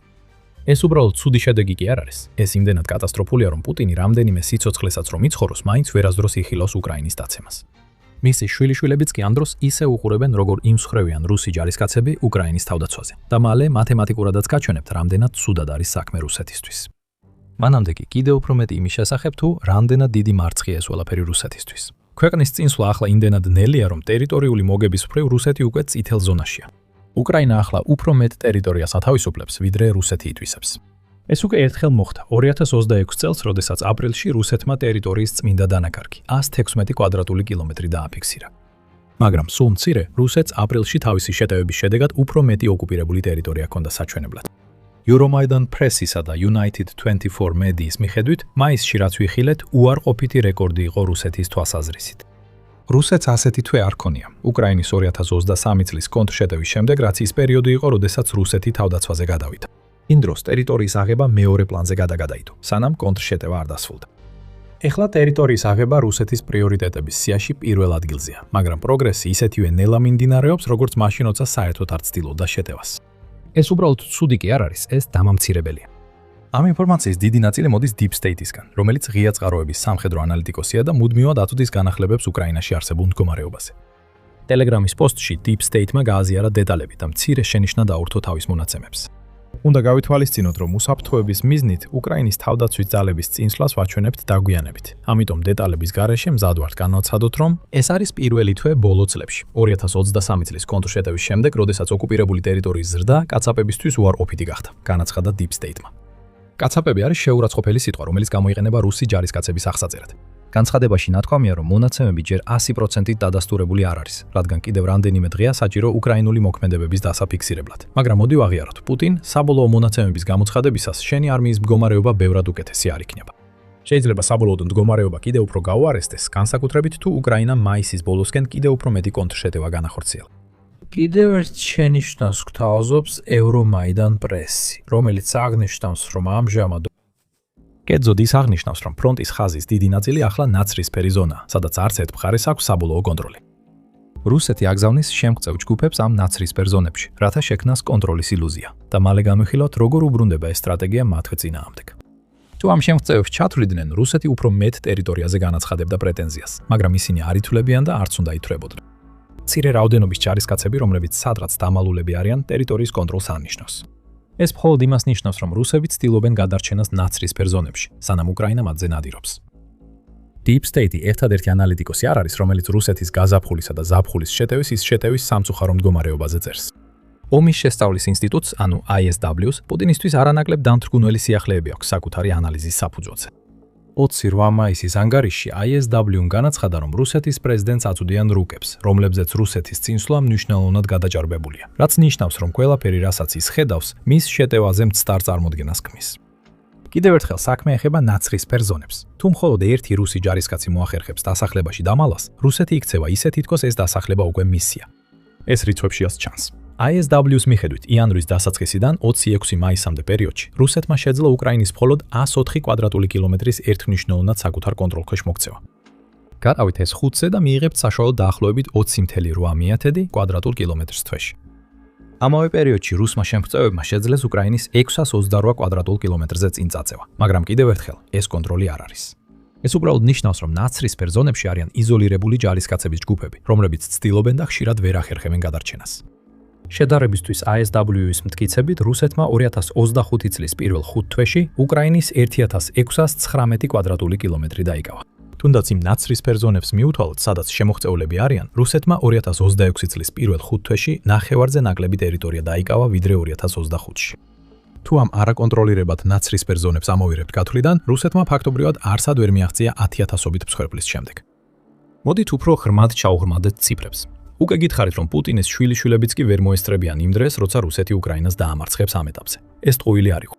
თუ რუსეთი დონბასის რეგიონში შენარჩუნებს წინსვლის ამჟამინდელ ტემპს, ანუ თვეში 14 კვადრატული კილომეტრის ოდენობით, 10 წლეულები თუნდაც საუკუნეები დასჭირდება, სანამ რუსეთი სრულად დაიკავებს რეგიონს. ამჟამად რუსეთს დონეცკის რეგიონში ჯერ კიდევ 6000-დან 7000 კვადრატული კილომეტრი აქვს დასაკავებელი, რაც დონბასის ის ნაწილია, რომელიც რუსეთმა უნდა დაიკავოს, სანამ თავს რეგიონს სრულად მიაკუთვნებს. გაზაფხულის შეტევა ძირითადად ამ რეგიონზეა კონცენტრირებული და 7000-ზე მეტი იერიში, რომელიც რუსეთმა მაისში წამოიწყო, იმდენად არაეფექტური აღმოჩნდა ძირითადად იმიტომ, რომ პუტინის მარიონეტები უპირისპირდებიან ძლიერ თავდაცვას, რომელიც უკრაინამ და დონეცკის ციხესიმაგრე ქალაქების ხაზში ააგო. შუაგზაზე შევთანხმდეთ და ვთქვათ, რომ რუსეთს დონეცკში დასაკავებელი დარჩა 6500 კვადრატული კილომეტრი. ამჟამინდელი წინსვლის ტემპით რუსეთს დონეცკის საბოლოო დასაკავებლად 464 თვე დასჭირდება. ეს დაახლოებით 38.7 წელი შეადგენს. თუ ვივარაუდებთ, რომ ამიერიდან რუსეთი ყველა ახალ ტერიტორიას დონეცკში აიღებს. კარგი, ასე რომ პუტინი იმ დროისთვის უკვე გარდაცვლილი იქნება, მაგრამ მის შვილიშვილებს და შესაძლოა შვილებსაც კი ეყოფათ სიცოცხლე, რომ ერთი პატარა უკრაინული რეგიონის დაცემა იხილო. ჩვენ ახლა პუტინისთვის ყველაფერს ბევრად უფრო გავაუარესებთ. ამჟამად Reuters-ის მიხედვით რუსეთი უკრაინის დაახლოებით 20%-ს აკონტროლებს. უკრაინა პატარა ქვეყანა არ არის. რომ ყველაფერი დაიკავოს, რუსეთმა უნდა დაიკავოს 603,550 კვადრატული კილომეტრი ტერიტორია. ამ ტერიტორიის 80% ჯერ კიდევ დარჩენილია, რაც 482,804 კვადრატულ კილომეტრს შეადგენს. ეს უკვე ცუდად გამოიყურება პუტინის საგვარეულოსთვის. თუ ამ რიცხვს გავყოფთ თვეში 14 კვადრატულ კილომეტრზე, მივიღებთ 34,488,6 თვეს, რაც რუსეთს დარჩა უკრაინის სრულად დასაკავებლად. ეს არის 2874 წელი. რაც იმ დროისთვის პუტინის გენოფონდიდან იქნება წარმოშობილი, შეიძლება ვერც კი იცოდეს, რომ პუტინთან ნათესაობა აქვს. იწყებს ისეთი შეგრძნების შექმნას, რომ უფრო მეტად ვიხილავთ სამყაროს თერმულ სიკვდილს, ვიდრე ვიხილავთ რუსეთს უკრაინაში, იმ საბოლოო გამარჯვებას, რომლის ნახვაც პუტინს ასე ძალიან სურს. აქ ცოტა ირონიულად ვამბობ. რა თქმა უნდა, უკრაინის ომი ცვალებადია და ის 14 კვადრატული კილომეტრი, რომელიც მაისში აიღეს, აღნიშნავს იმას, რომ რუსეთი ახლა ყოველ თვეში მხოლოდ ამდენ უკრაინულ მიწას დაიკავებს. იქნება თვეები, როცა რუსეთი მეტ ტერიტორიას დაიკავებს და იმის გათვალისწინებით, რაც 2026 წელს უკრაინისგან ნახეთ, იქნება თვეები, როცა რუსეთი ტერიტორიულ ბრძოლაში წაგებულ მხარეს აღმოჩნდება. მიუხედავად ამისა, რუსეთს მსოფლიოში ერთ-ერთი ყველაზე ძლიერი არმია უნდა ჰყავდეს, მაგრამ მაისში მან 7000-ზე მეტი შეტევა წამოიწყო და მაისის ბოლოსთვის დღეში დაახლოებით 1500 ჯარისკაცს კარგავდა, მხოლოდ იმისთვის, რომ აეროპორტისთვის საკმარისი მიწა დაეკავებინა. აი, პუტინმაც საჯაროდ მოიჭრა თავი. რუსეთის სირცხვილი ყველასთვის აშკარაა, რადგან პუტინის ფრონტის ხაზი აშკარად ინგრევა. მაგრამ ეს გვაყენებს მთავარ კითხვასთან: როგორ მოხდა ეს? ვითომ სამხედროზე სახელმწიფო გადაიქცა უმნიშვნელო ძალად და ის ამბავი თუ როგორ გახდა 14 კვადრატული კილომეტრი რუსეთის მის მაქსიმუმი მაისში, ნაწილობრივ რუსეთის სრული არაკომპეტენტურობის და ნაწილობრივ უკრაინის თავდაცვის მომაკვდინებლობის შედეგია. ჩვენ ორივეს განვიხილავთ. მაგრამ სანამ ამას გავაკეთებთ, სწრაფად შეგახსენებთ, რომ თქვენ უყურებთ The Military Shows. თუ მოგწონთ ის, რასაც ხედავთ, არ დაგავიწყდეთ არხის გამოწევა. ჩვენ ყოველდღიურად ვაქვეტნებთ ვიდეოებს უკრაინის ომზე და სხვა სამხედრო მოვლენებზე მთელ მსოფლიოში. პირველ რიგში რუსეთის ტაქტიკური შეცდომები. ჩვენ უკვე ვახსენეთ რუსეთის შეღწევის ტაქტიკა. სტრატეგია, რომელიც 2025 წელს გამოჩნდა, მარტივია. იმის ნაცვლად, წამოეწყოთ დიდი მექანიზებული შეტევები, რომლებიც ომის პირველ რამდენიმე წელს ახასიათებდა, რუსეთი ახლა ამჯობინებს მცირე დანაყოფების გაგზავნას. მათი ამოცანები მარტივია. ისინი პოულობენ ადგილს დასამალად და იმედოვნებენ, რომ დახმარება მოვა. ამავდროულად რუსეთი ამ შემოღწევლებს იყენებს იმისთვის, რომ საკუთარი ძალების რაოდენობა გაზარდოს და რუსული წინსვლა უფრო შთამბეჭდავად გამოიყურებოდეს, ვიდრე სინამდვილეშია. ზოგიერთი მიიჩნევს, რომ ეს მიდგომა უფრო საშიშია უკრაინისთვის. იტყობინება ახალი ხმა უკრაინისა 3 მაისს. უდაოდ უფრო მშვიდია. ადამიანებს აღარ აგდებენ ხორცაკებში ისე როგორც ადრე, რადგან რუსეთის ჯარისკაცები ღამით გადაადგილდებიან და რადიოკომუნიკაციას მინიმუმამდე ამცირებენ. ისინი ცდილობენ ბადეში გაეპარონ, ვიდრე ბადე მთლიანად გაანადგურონ. მაგრამ სწორედ ეს შეღწევის სტრატეგია ერთ-ერთი მთავარი მიზეზი იმისა, რომ რუსეთის მიერ მოპოვებული რეალური ტერიტორიული მიღწევები ისეთივე მწირია, როგორც ახლა ხედავთ. როგორც United 24-ით მედია არნიშნავს, შეღწევის სტრატეგიის მთავარი უპირატესობა 2025 წელი ის იყო, რომ უკრაინა ამისთვის მზად არ იყო. რუსეთმა შეძლო წინ წასვლა მცირე დანაყოფების გამოყენებით და შემდეგ წლის განმავლობაში ამას მოჰყვა უფრო მასშტაბური შეტევებით. ეს 2026 წელს აღარ ხდება. უკრაინა კარგად იცნობს იმას, რასაც რუსეთი აკეთებს, რაც ნიშნავს, რომ ის მცირე ჯგუფები, რომლებსაც რუსეთი ახლა აგზავნის, იშვიათად აღწევენ თავიანთ მიზნებს, სანამ უკრაინის დრონები მათ გაანადგურებენ. ისინიც კი, ვინც აღწევს დანიშნულ ადგილამდე, იშვიათად ძლებენ დიდხანს, რადგან კიდევ უფრო მეტი დრონი და ადგილზამყოფი ჯგუფები მათ დასდევენ და ანადგურებენ. აქ არის მინიშნება იმაზე, რა როლი აქვს უკრაინას რუსეთის მარცხში. დარჩით ჩვენთან, რომ გაიგოთ მეტი. თავარი ის არ მოდეს, რაც არსებობდა ჭკვიანი რუსული სტრატეგია, რომელიც ახლა პუტინისთვის სტრატეგიულ მარწუხად იქცა. ყველა შემოღწეული უბრალოდ მოძრაობს ნაცრისფერ ზონებში, სანამ დაიღუპებიან. ისინი რეალურად ტერიტორიას არ იპყრობენ. იმისთვის, რომ რუსეთმა უკრაინაში რაიმე რეალური ტაქტიკური წინსვლა მოახერხოს, საჭიროა მექანიზაციის გარკვეული ელემენტი, რომელიც მის შემოღწევის სტრატეგიას დაუჭერს მხარს. მაგრამ ეს პუტინისთვის კიდევ ერთი პრობლემაა. რუსეთს არ აქვს ის, რაც საჭიროა თავისი შეტევების გასაძლიერებლად. ხოლო 14 კვადრატული კილომეტრის წინსვლის მიღწევა 7000-ზე მეტი შეტევის ფონზე აჩვენებს რუსეთის სამხედრო ძალების სრულ დეგრადაციას, როგორც ტაქტიკურ, ისე აღჭურვილობის დონეზე. რუსეთი ამ დეგრადაციას ხედავს და სასოწარკვეთილად ცდილობს პრობლემის გადაჭრას. როგორ? სისხლიანი თალიბანთან ხელშეკრულებების გაფორმებით. ჩვენ ფიქრობთ, რომ ტერორისტები პუტინს დაეხმარებიან იმაში, რაც თვითონ არ შეუძლია. თუმცა როგორ მოელის რუსეთი, რომ თალიბანი უკრაინაში მის შეტევებს გააძლიერებს, ეს არავინ იცის. არსებობს ნიშნები, რომ რუსეთს აქ გეგმა აქვს. United 24 მედიის მიხედვით, რუსეთმა თალიბანს შესთავაზა, რომ შეაკეთებს საბჭოთა ეპოქის ტექნიკას, რომელიც მათ ამჟამად აქვთ. ეს არის ტექნიკა, რომელიც თალიბანმა ხელში ჩაიგდო მაშინ, როცა რამდენიმე ათეული წლის წინ საბჭოთა კავშირს ებრძოდა. ეხლა რუსეთი სთავაზობს მის შეკეთებას და როგორც ჩანს, ამის მიზეზი ის არის, რომ შესაძლოა შეიქმნას იარაღის მცირე არხი, რომელიც რუსეთში დაბრუნდება. თუ ეს არის გეგმა, მაშინ რუსეთი ბევრს ვერაფერს ჩაიგდებს ხელში. თალიბანს მხოლოდ ძველი ტექნიკა აქვს, როგორიცაა T-45 და T-62 ტანკები და რამდენიმე ძველი ვერტმფრენი. ამ ტიპის ტექნიკა უკრაინის დრონებისთვის საკვებია. ეს რუსეთს არ დაეხმარება შეტევების ეფექტიანობის გაუმჯობესებაში. თუნდაც თალიბანის ტანკები როგორღაც უკრაინაში არ მოჩნდეს, რუსეთის ჯარისკაცებმა შეიძლება ისინი არ გამოიყენონ. აპრილის 28-ის ანგარიში გუარა მედია, რომელიც ხარკოვის რეგიონში მდებარე უკრაინული მედია, ამტკიცებს, რომ რეგიონში რუსული დანაყოფები აქტიურად უარს ამბობენ მექანიზებულ შეტევებზე. ისინი შეშინებულები არიან და ასეც უნდა იყოს. ტანკის ან ჯავშან მანქანის მართა უბრალოდ უფრო დიდ სამიზნედ გაქცევს უკრაინის დრონებისთვის. ამიტომ ძალა, რომელიც უნდა დაეხმაროს შემოღწევებს, უბრალოდ არ მოდის. მაშინაც კი, როცა ამის შესაძლებლობა არსებობს. რაც შეეხება ცოცხალ ძალას, ეს კიდევ ერთი ფაქტორია რუსეთის ცუდი შედეგების მაისში. რუსეთის სრული მარცხის შესახებ უკრაინის თავდაცვაზე მაისში ევრომაიდან პრესა აღნიშნავს, რომ პუტინის პრობლემის ნაწილი იმაში მდგომარეობს, რომ რუსეთს უჭირს საკმარისი ჯარისკაცების მობილიზება, რათა შეტევების გაზრდილი ტემპი იმ რაოდენობის ცოცხალი ძალით გაამყაროს, რაც უკრაინის დასასუსტებლად სჭირდება. უკრაინის სამხედრო ძალა რუსულ ცოცხალ ძალას უფრო სწრაფად ანცილებს, ვიდრე პუტინი ახერხებს მის შევსებას და ეს პრობლემა რუსეთს პრაქტიკულად 2026 წლის ყველა თვეში ჰქონდა. United 24 1 აპრილს განაცხადა, რომ რუსეთმა წლის პირველ კვარტალში მხოლოდ მიზნის 22% მოახერხა ჯარისკაცების მობილიზება, რაც 3%-ით ნაკლებია დაგეგმილზე. ეს მდგომარეობა არ უმჯობესდება და ამის გამო რუსეთი ყველგან ეძებს შესაძლო გამოსავალს. დასაქმებულნი არიან უცხოელი დაქირავებული მებრძოლები, რადგან ძალიან ბევრმა რუსმა მიხვდა, რომ უკრაინაში რუსეთის მხარეს საბრძოლოდად კონტრაქტის გაფორმება ნიშნავს ერთმხრივ ბილეთს.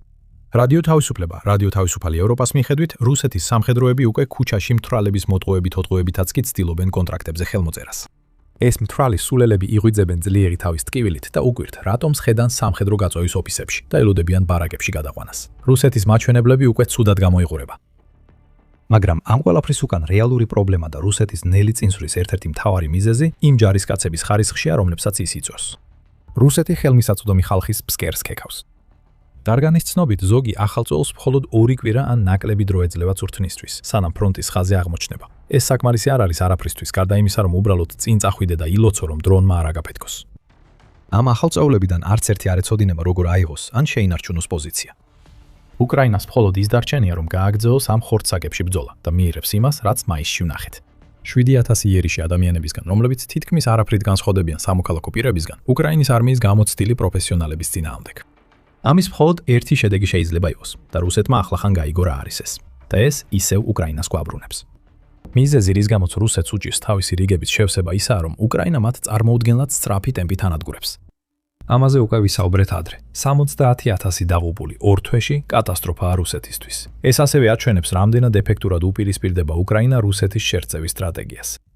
რაც შეეხება იმას, თუ როგორ ახერხებს ამას უკრაინა, პასუხი იმაშია, რომ განადგურების ზონები იზრდება. ეს ნიშნავს, რომ ნაცრისფერი ზონები, სადაც ადრე რუს ჯარისკაცებს შეეძლოთ დამალვა და თავიანთი ქვეყნის წინსვლის შესახებ გადაჭარბებული განცხადებების გამყარება, ახლა უფრო საშიშია ვიდრე ოდესმე. უკრაინის FPV დრონები უკვე მომაკვდინებელი იყო. ახლა მათ უფრო დიდი მანძილის დაფარვა შეუძლიათ, რაც მათ ეფექტურობას კიდევ უფრო ზრდის. 2 ივნისის ანგარიში Forbes-მა გაამჟღავნა, რომ უკრაინას ახლა აქვს FPV დრონი, რომელსაც შეუძლია მიზნების დაზიანება ფრონტის ხაზის მიღმა 102 კილომეტრის მანძილზე. დაფიქრდით, რას ნიშნავს ეს რუსეთის დივერსანტებისთვის? უკრაინას ახლა შეუძლია დრონების გამოყენება ადამიანებისა და ტანკების დასადევნებლად ღრმა ნაცრისფერ ზონებში, ამისთვის დედა თვითმფრინავის გარეშე. მექანიზებული შეტევის ნებისმიერი მინიშნება შეიძლება წამში განადგურდეს. ტანკები და ჯავშან ტექნიკა ვერც კი მიუახლოვდება, რაც უკრაინას კიდევ უფრო მეტ დროს აძლევს, რომ მოძებნოს ის მცირე სამხედრო დანაყოფები, რომლებსაც რუსეთი აგზავნის ნაცრისფერ ზონებში. როდესაც FPV დრონების ტექნოლოგია უმჯობესდება, უკრაინა ასევე იყენებს ახალი თაობის საშუალო მანძილის დრონებს, რათა რუსეთის ზურგში დაარტყას.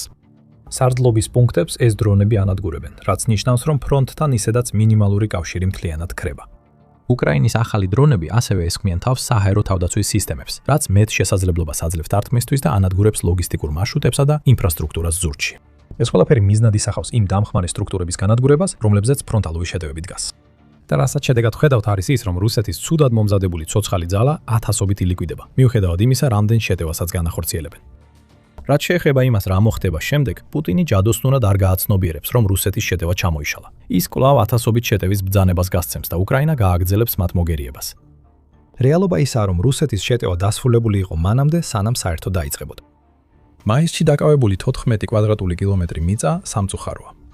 ეს სრული კატასტროფაა პუტინისთვის და დამცირება, რაც ნიშნავს, რომ უკრაინის ომი გაგრძელდება ბევრად უფრო დიდხანს ვიდრე ის. მისი შვილები და მათი შვილიშვილები ცოცხლები იქნებიან.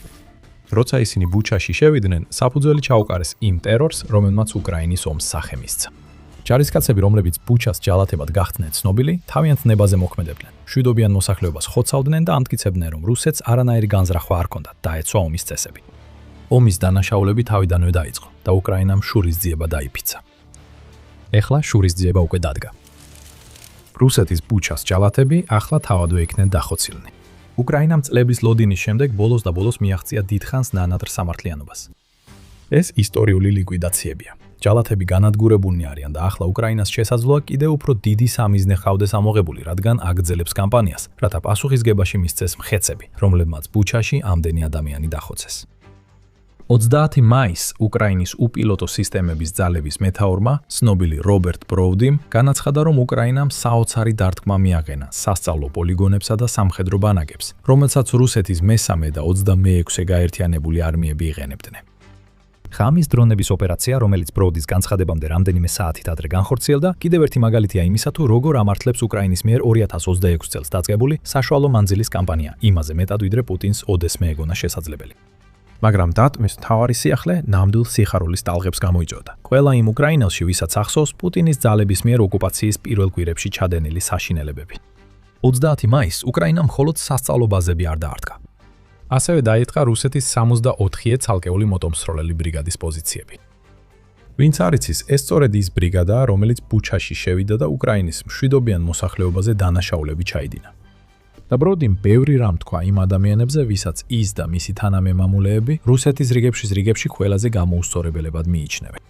ყველაზე დაბალი დონე 25 არმიის 64 ცალკეული მოტომსროლელი ბრიგადა, რომელმაც 2022 წელს ბუჩაში აურზაური მოაწყო. დაისაჯა, დაიღრიალა ბროუდიმ. რაც შეეხება როგორ, დეტალები აქვს პრავდას. გამოცემა წერს, რომ უკრაინამ ბუჩას ჯალათებზე გაუშვა 414 მაჯიარის ფრინველების ცალკეული ბრიგადა, რომელიც ბროუდის საძახილის სახელით არის ცნობილი. ამ ნაწილმა 413 რეიდის ცალკეულ პოლკთან ერთად გაანადგურა ბუჩას ჯალათები. ორივე ნაწილმა შეტევა, კოორდინაცია გაუწია უპილოტო სისტემების ძალების ახლად შექმნილი ღრმა დარტყმის ცენტრის მეშვეობით, რომელიც უკრაინამ აპრილში შექმნა, რათა დაეხმაროს საშუალო მანძილზე დარტყმების კამპანიის ორგანიზებაში, რომელსაც რუსეთთან აწარმოებს. იდეა ისაა, რომ ამ ტიპის დარტყმები სისტემურად განხორციელდეს და ასევე სხვადასხვა ნაწილებმა შეძლონ თანამშრომლობა, რათა მიზნის გამოვლენის შემთხვევაში მაქსიმალური ზიანი მიაყენონ მოწინააღმდეგეს. ზუსტად ეს მოხდა 29 მაისის ღამესა და 30 მაისის დილის საათებში. უკრაინის თანამშრომელმა დანაყოფებმა შეძლეს რუსულ სამიზნეებზე 21 დადასტურებული დარტყმა მიეყენებინათ. იმ ღამით, როდესაც დარტყმებმა რუსეთის ოკუპანტები გაანადგურა. მაგრამ ღამის მთავარი მოვლენა იყო თავდასხმა ჯალათებზე და არანაირი ეჭვი არ არსებობს, რომ უკრაინამ ზუსტად ის გააკეთა, რასაც ამტკიცებდა. როგორ ვიცით ეს? არსებობს ვიდეო მასალა, რომელიც ყველაფერს გვაჩვენებს. Facebook-ზე თავად ბროუდის მიერ გამოქვეყნებული ვიდეო შედგება დრონებით გადაღებული კადრებისგან, რომლებიც მიზანში იღებენ იმას, რასაც უპილოტო სისტემების ძალების მეთაური 64-ე ჭიის ბრიგადის ბუნაკს უწოდებს. რამდენჯერმე ვხედავთ ერთსა და იმავეს. დრონი მიზანს უახლოვდება და შემდეგ პირდაპირ მიზანში არტყამს. ყოველი მომდევნო დრონის შემთხვევაში ვხედავთ იმ დრონების შედეგებს, რომლებიც მანამდე იყო გამოყენებული. სამიზნე ტერიტორიაზე მასიური ხანძრებია გაჩენილი, რაც ცაში კვამლის სვეტებს უშვებს. უკრაინის დრონები ცეცხლში გადაადგილდებიან, რათა იპოვონ სამიზნეები, რომლებიც ჯერ კიდევ არ იწვის და ისინი ამას ცვლიან. დარტყმის შემდეგ ფიქსირდება. უკრაინის დრონებმა გამოუვალი ჯოჯოხეთის შექმნეს. პირდაპირ რო ვთქვათ, უკეთესი სამართლიანობა ბუჩას ჯალათებისთვის ვერ იქნება. ისინი ტკბებოდნენ იმ საშინელებებით, რაც თავად შავად შექმნეს. ახლა ისინი ისეთი ცეცხლით დაიძრნენ ფერფლად, რომ ალბათ ჯოჯოხეთად მოეჩვენებოდათ. უკრაინა ჯერ კიდევ იძიებს ყველა იმ კადრს, რომელიც მისმა დრონებმა გადაიღეს, რათა დაადგინოს ზუსტად რა ზიანი მიაყენეს ბუჩის ჯალათებსა და იმ საწვრთმელ ბაზებს, რომლებიც ადრე ვახსენეთ. უკვე გამოქვეყნდა ზოგიერთი საწყისი მონაცემი. ამ დროისთვის უკრაინამ დაადასტურა 31 სამხედრო დანაკარგი რუსეთის 64 ბრიგადაში ბუჩის ჯალათებიდან 9 მოკვდა. კიდევ 9 დაიჭრა, თუმცა არ ვიცით რამდენად მძიმედ. რაც შეეხება დანარჩენ 13 ჯალათს, მათი ადგილსამყოფელი ამჟამად უცნობია. მაგრამ კიდევ არის მეტი ვიდეო მასალა სანახავი, მეტი შურისძიება გასაშუქებელი. როგორც ჩანს, დიდი ალბათობით ან 13-დან ბევრი და შესაძლოა კიდევ სხვებიც უკვე გარდაცვლილები არიან. ბროუდი ნამდვილად ასე ფიქრობს. დიდი ალბათობით ეს მაჩვენებლები რეალურზე მნიშვნელოვნად დაბალია, როგორც პროფეტი იუწყება. ეს ნამდვილად ასე იქნება, რადგან უკრაინას არ გამოუქვეყნებია დანაკარგების მონაცემები იმ ორ სასწავლო ობიექტზე განხორციელებულ დულ დარტყმებზე, რომელთა შესახებაც ვიდეოს დასაწყისში ვახსენეთ. თუმცა როგორც ჩანს, ბროუდი ასევე მიანიშნებს, რომ კიდევ უფრო მეტი ჯალათი დაიწვა. ეს არ იქნებოდა გასაკვირი. 21 დარტყმიდან, რომელიც უკრაინამ 30 მაისს განახორციელა, 8 სპეციალურად იყო მიმართული ჭიის ბუნაგზე. ცეცხლი არ იტყუება. ნებისმიერი ჯარისკაცი, რომელიც იმ ბუნაგში იყო უკრაინის დარტყმის დროს, თითქმის უეჭველად დაშავდებოდა ან დაიღუპებოდა. ასევე იყო სხვა დარტყმების, რომლებიც ვახსენეთ. უკრაინის თავდასხმამ რუსეთის მესამე არმიაზე დაარტყა ლუგანსკში მდებარე პრიოხიჟბანკას სასწავლო პოლიგონს, რომელიც ფრონტის ხაზიდან დაახლოებით 70 კილომეტრში ეითხოვინება პრავდა. 36 არმიის სასწავლო პოლიგონი, რომელსაც იყენებდნენ ბუჩას ჯალათები. ოკუპირებულ ზაპოროჟიეში მდებარეობს და ფრონტის ხაზიდან დაახლოებით 100 კილომეტრშია. უკრაინამ ასევე დაარტყა გაზის საცავ ობიექტს ოკუპირებულ დონეცკში, ქალაქ იენაკიევკაში. და ბოლოს უკრაინამ ასევე დაარტყა რუსეთის ლოგისტიკურ ობიექტებს, როგორც დონეცკში, ისე ლუგანსკში, რაც აჩვენებს, რომ უკრაინა ყოველთვის კონცენტრირდება რუსეთის სამხედრო ძალის დასუსტებაზე, მაშინაც კი როცა შურისძიება აქვს, გუშურისძიება აქვს გულში. ეს არის უკრაინის საშუალო სიღრმის დარტყმების კამპანია მოქმედებაში და ეს კამპანია რუსი ოკუპანტებისთვის ნამდვილი ქაოსია. უკრაინის ომი ახალ ფაზაში შევიდა, მას შემდეგ რაც უკრაინის არსენალში საშუალო მანძილის დრონები გამოჩნდა. ბოლო რამდენიმე წლის განმავლობაში უკრაინის დრონები მოქმედებდნენ შეზღუდულ ტაქტიკურ სიღრმეზე. დიახ, უკრაინას ჰქონდა შორ მანძილზე მოქმედი დრონები, რომლებიც ასობით კილომეტრზე შეეძლოთ რუსეთის ტერიტორიაზე შეღწევა, მაგრამ ეს დრონები ჩვეულებრივ ოკუპირებულ ტერიტორიებზე არ გამოიყენებოდა. ისინი ამისთვის ძალიან ძვირფასი იყო, რადგან ის ზიანი, რაც მათ შეეძლოთ მიეყენებინათ რუსეთის შიგნით არსებულ საომარ მანქანაზე, მათ შორის ქვეყნის ნავთობგადამამუშავებელ ქარხნებსა და სამრეწველო ობიექტებზე, აღემატებოდა იმ სარგებელს, რაც მათი ახლო ზურგში გამოყენებით მიიღებოდა. ამის გარდა უკრაინას ჰყავდა FPV დრონები, რომლებიც ჩვეულებრივ 10-დან 25 კილომეტრამდე მანძილზე მოქმედებდნენ. 2026 წელს ეს ყველაფერი შეიცვალა. ეხლა უკრაინას ჰყავს დრონები, რომლებიც ეკონომიურად ეფექტიანია და მიზნებს ესვრიან ფრონტის ხაზიდან 30-დან დაახლოებით 200 კილომეტრამდე მანძილზე. ეს ხსნის ახალ სამიზნეებს, დაწყებული რუსული სარდლობის ცენტრებით, რომლებიც ფრონტზე შეტევებს აკონტროლებენ, ლოგისტიკური ინფრასტრუქტურით და, როგორც 30 მაისს ნახეთ, ჯარისკაცების შეკრებებით. UN ამბობს, რომ ახალი საშუალო ზომის დრონები უკრაინას საშუალებას აძლევს შექმნას ახალი განადგურების ზონა, რომელიც უფრო ღრმაა, ვიდრე აქამდე შექმნილი ნებისმიერი ზონა. ბუჩერის ჯალათები სწორედ ამ განადგურების ზონაში აღმოჩნდნენ. რამდენადაც დამანგრეველი არ უნდა იყოს პუტინისთვის მისი საყვარელი ომის დამნაშავეების დაკარგვა, მას ბევრად უფრო მეტად შეაშფოთებს ის ფსიქოლოგიური გავლენა, რაც უკრაინის ამ დარტყმას მის ჯარზე ექნება. ბუჩერის ჯალათები ზაპოროჟიეში ფრონტის ხაზის სიღრმეში იმყოფებოდნენ. ისინი უსაფრთხოდ უნდა ყოფილიყვნენ, როგორც ყველა ის ჯარისკაცი, რომელსაც რუსეთი ფრონტის უკან ათავსებს. უსაფრთხოება აღარ არის გარანტირებული. ეხლა ფრონტის ხაზიდან 200 კილომეტრის რადიუსში მყოფი ყველა ჯარისკაცი იცის, რომ ის ძლიერი ჯოჯოხეთი, რომელმაც სულ ცოტა ბუჩის ჯალათებიდან 9 ადამიანის სიცოცხლე შეიწირა, ნებისმიერ დროს შეიძლება მათაც დაატყდეთ თავს. ისინი ვერ გაიგებენ, როდის მოვა ეს. მათი საერო თავდაცვა ამას ვერ შეაჩერებს. არ აქვს მნიშვნელობა პუტინის ხელქვეითები სადემყოფებიან ოკუპირებულ ტერიტორიებზე, ისინი იციან, რომ უკრაინას მათი დარტყმა შეუძლია. ეს იმ ტიპის ტერორია, რომელიც უნიკალურია უკრაინის ომისთვის. ბუჩის ჯალათები იმსახურებენ ამ ტერორს და კიდევ ბევრად მეც. როდესაც ისინი გააფრთხებულად გადიოდნენ იმ დასახლებაში, რომლის სახელიც მათ ეწოდათ, მათ ჩაიდინეს საშინელებები, რომლებიც არ უნდა ნახოს თანამედროვე ომმა. ეს საშინელებებია, რაც 30 მაისის შურისძიების დარტყმას, რომელიც უკრაინამ განახორციელა, ასე მნიშვნელოვანს ხდის. უკრაინა დაელოდა, ეძებდა და როგორც კი ჯალათები იპოვა, სამართლიანობა აღასრულა. მაგრამ კონკრეტულად რისთვის იყო ეს სამართლიანობა? რამდენჯერმე მიგვანიშნებია თუ რა ჩაიდინეს ბუჩას ჯალათებმა, რომ ასეთი ბედი დაიმსახურეს, მაგრამ ახლა ვაპირებთ სრულად გამოავლინოთ, რამდენად საშინელი იყო მათი ქმედებები. მაგრამ სანამ ამას გავაკეთებთ, შეგახსენეთ, რომ თქვენ უყურებთ სამხედრო შოუს. თუ ჯერ გამოწერებთ, ჯერ არ გაქვთ გამოწერა, ეხლა იდეალური დროა დააჭიროთ ამ ღილაკს, რომ ნახოთ მეტი მსგავსი ვიდეო. 2022 წლის 4 მარტს რუსული ძალები, რომლებიც პუტინის ეგრეთ წოდებული სპეციალური სამხედრო ოპერაციის პირველ კვირებში ცდილობდნენ კიევში შეჭრას, მივიდნენ ბუჩას ქალაქში. სტრატეგიულად ეს ქალაქი მნიშვნელოვანი იქნებოდა, თუ შეჭრა რუსეთის გეგმას მიხვებოდა. კიევიდან დაახლოებით 30 კილომეტრით ჩრდილო-დასავლეთით მდებარე ბუჩა პოტენციურად რუსულ ძალებს უკრაინის დედაქალაქში შესვლის გზას მისცემდა. 2022 წლის 4 მარტიდან 21 მარტამდე ბუჩა ოკუპირებული იყო. შემდეგ 2022 წლის აპრილის დასაწყისში, როდესაც უკრაინამ რუსეთის თავდასხმის პირველი ტალღა უკან დაახევინა, რუსი ჯარისკაცები ბუჩადან გავიდნენ. აპრილში გახდა ცნობილი ის საშინელებები, რაც ბუჩას ჯალათებმა ჩაიდინეს. ადამიანის უფლებათა დაცვის ორგანიზაცია Human Rights Watch-ის მკვლევრებმა ერთი კვირა გაატარეს ქალაქში და დეტალურად აღწერეს თავიანთი აღმოჩენები. აღმოჩენილი იქნა მრავალი მტკიცებულება ათეულობით სამოქალაქო პირის უკანონო სასამართლოს გარეშე სიკვდილით დასჯის შესახებ, ასევე წამების იძულებითი გაუჩინარების და სხვა ომის დანაშაულების მტკიცებულებები. ბუჩას თითქმის ყველა კუთხე ახლა დანაშაულის ადგილად იქცა და ისეთი შეგრძნება იყო თითქოს სიკვდილი ყველგან იყო. მტკიცებულებები მიუთითებს, რომ ბუჩაში მყოფმა რუსმა სამხედროებმა უპატივცემულობა და უგულებელყოფა გამოავლინეს სამოქალაქო სიცოცხლისა და ომის კანონების ყველაზე ფუნდამენტური პრინციპების მიმართ, განაცხადა რიჩარდ ვეირმა, რომელიც ერთ-ერთი იმ მკვლევარია. მალე ციფრებმა აჩვენა ბუჩაში მომხდარი დანაშაულის ნამდვილი მასშტაბი. რუსლან კრავჩენკომ, რომელიც ბუჩის მთავარი რეგიონული პროკურორია, Human Rights Watch-ს უთხრა, რომ რუსეთის ძალების გასვლის შემდეგ მის ქალაქში 268 ცხედარი აღმოაჩინეს. ამ ცხედრებიდან ძალიან ცოტა იყო სამხედრო. მკვდართა უმეტესობა მშვიდობიანი მოქალაქეები იყვნენ და კრავჩენკო ელოდა, რომ მისი 15 აპრილის განცხადების შემდეგ კიდევ მეც იპოვიდნენ. შემდგომი ანგარიშები, მათ შორის PBS Frontline-ის მიერ მომზადებული, აჩვენებდა, რომ რუსეთს ქალაქში ეგრეთ წოდებულ წმენდის ოპერაციის ჩატარება ჰქონდა მცდარი. მრავალი დაუპული იმ სიებში იყო, რომლებიც რუსეთის დაზვერვის სამსახურებმა მოამზადეს. მოხალისე მებრძოლები და ყველა, ვისაც უკრაინის ჯარისკაცების დახმარებაში ეჭობდნენ, სამიზნეებად იქცნენ. ბუჩას ჯალათები კარდაკარ დადიოდნენ და კითხვებს სვამდნენ. თუ ვინმე გამოცდას ვერ გაივლიდა, მას წამებისთვის და ბევრ შემთხვევაში დახვრეტისთვის წაიყვანდნენ. ეს არ იყო შემთხვევა, როცა სამხედრო დანაყოფი ომში კონტროლს კარგავს. ეს იყო გათვლილი, დაგეგმილი. ადამიანების სისტემური განადგურება, რომლებიც რუსეთს საფრთხედ მიაჩნდა, თუმცა ხშირად თავადაც არ იცოდა მართლა წარმოადგენდნენ თუ არა საფრთხეს, იაბლონსკაიას ქუჩა იყო ბუჩაში მომხდარი საშინელებების მთავარი ადგილი. რუსეთის მძვინვარების ბოლოს მხოლოდ ამ ქუჩაზე თითქმის 40 გვამი იყო დაგროვებული, მათგან ბევრი კი ქუჩაზე მდებარე შეუმჩნევლ ოფისის შენობაში, საშინელი დაკითხვის მსხვერპლი გახდა. რამდენიმე წლის შემდეგ, 2025 წლის ივნისში გავრცელდა კადრები, სადაც ჩანს, როგორ იჩევდნენ ბუჩას ჯალათები თავიანთ მსხვერპლებს.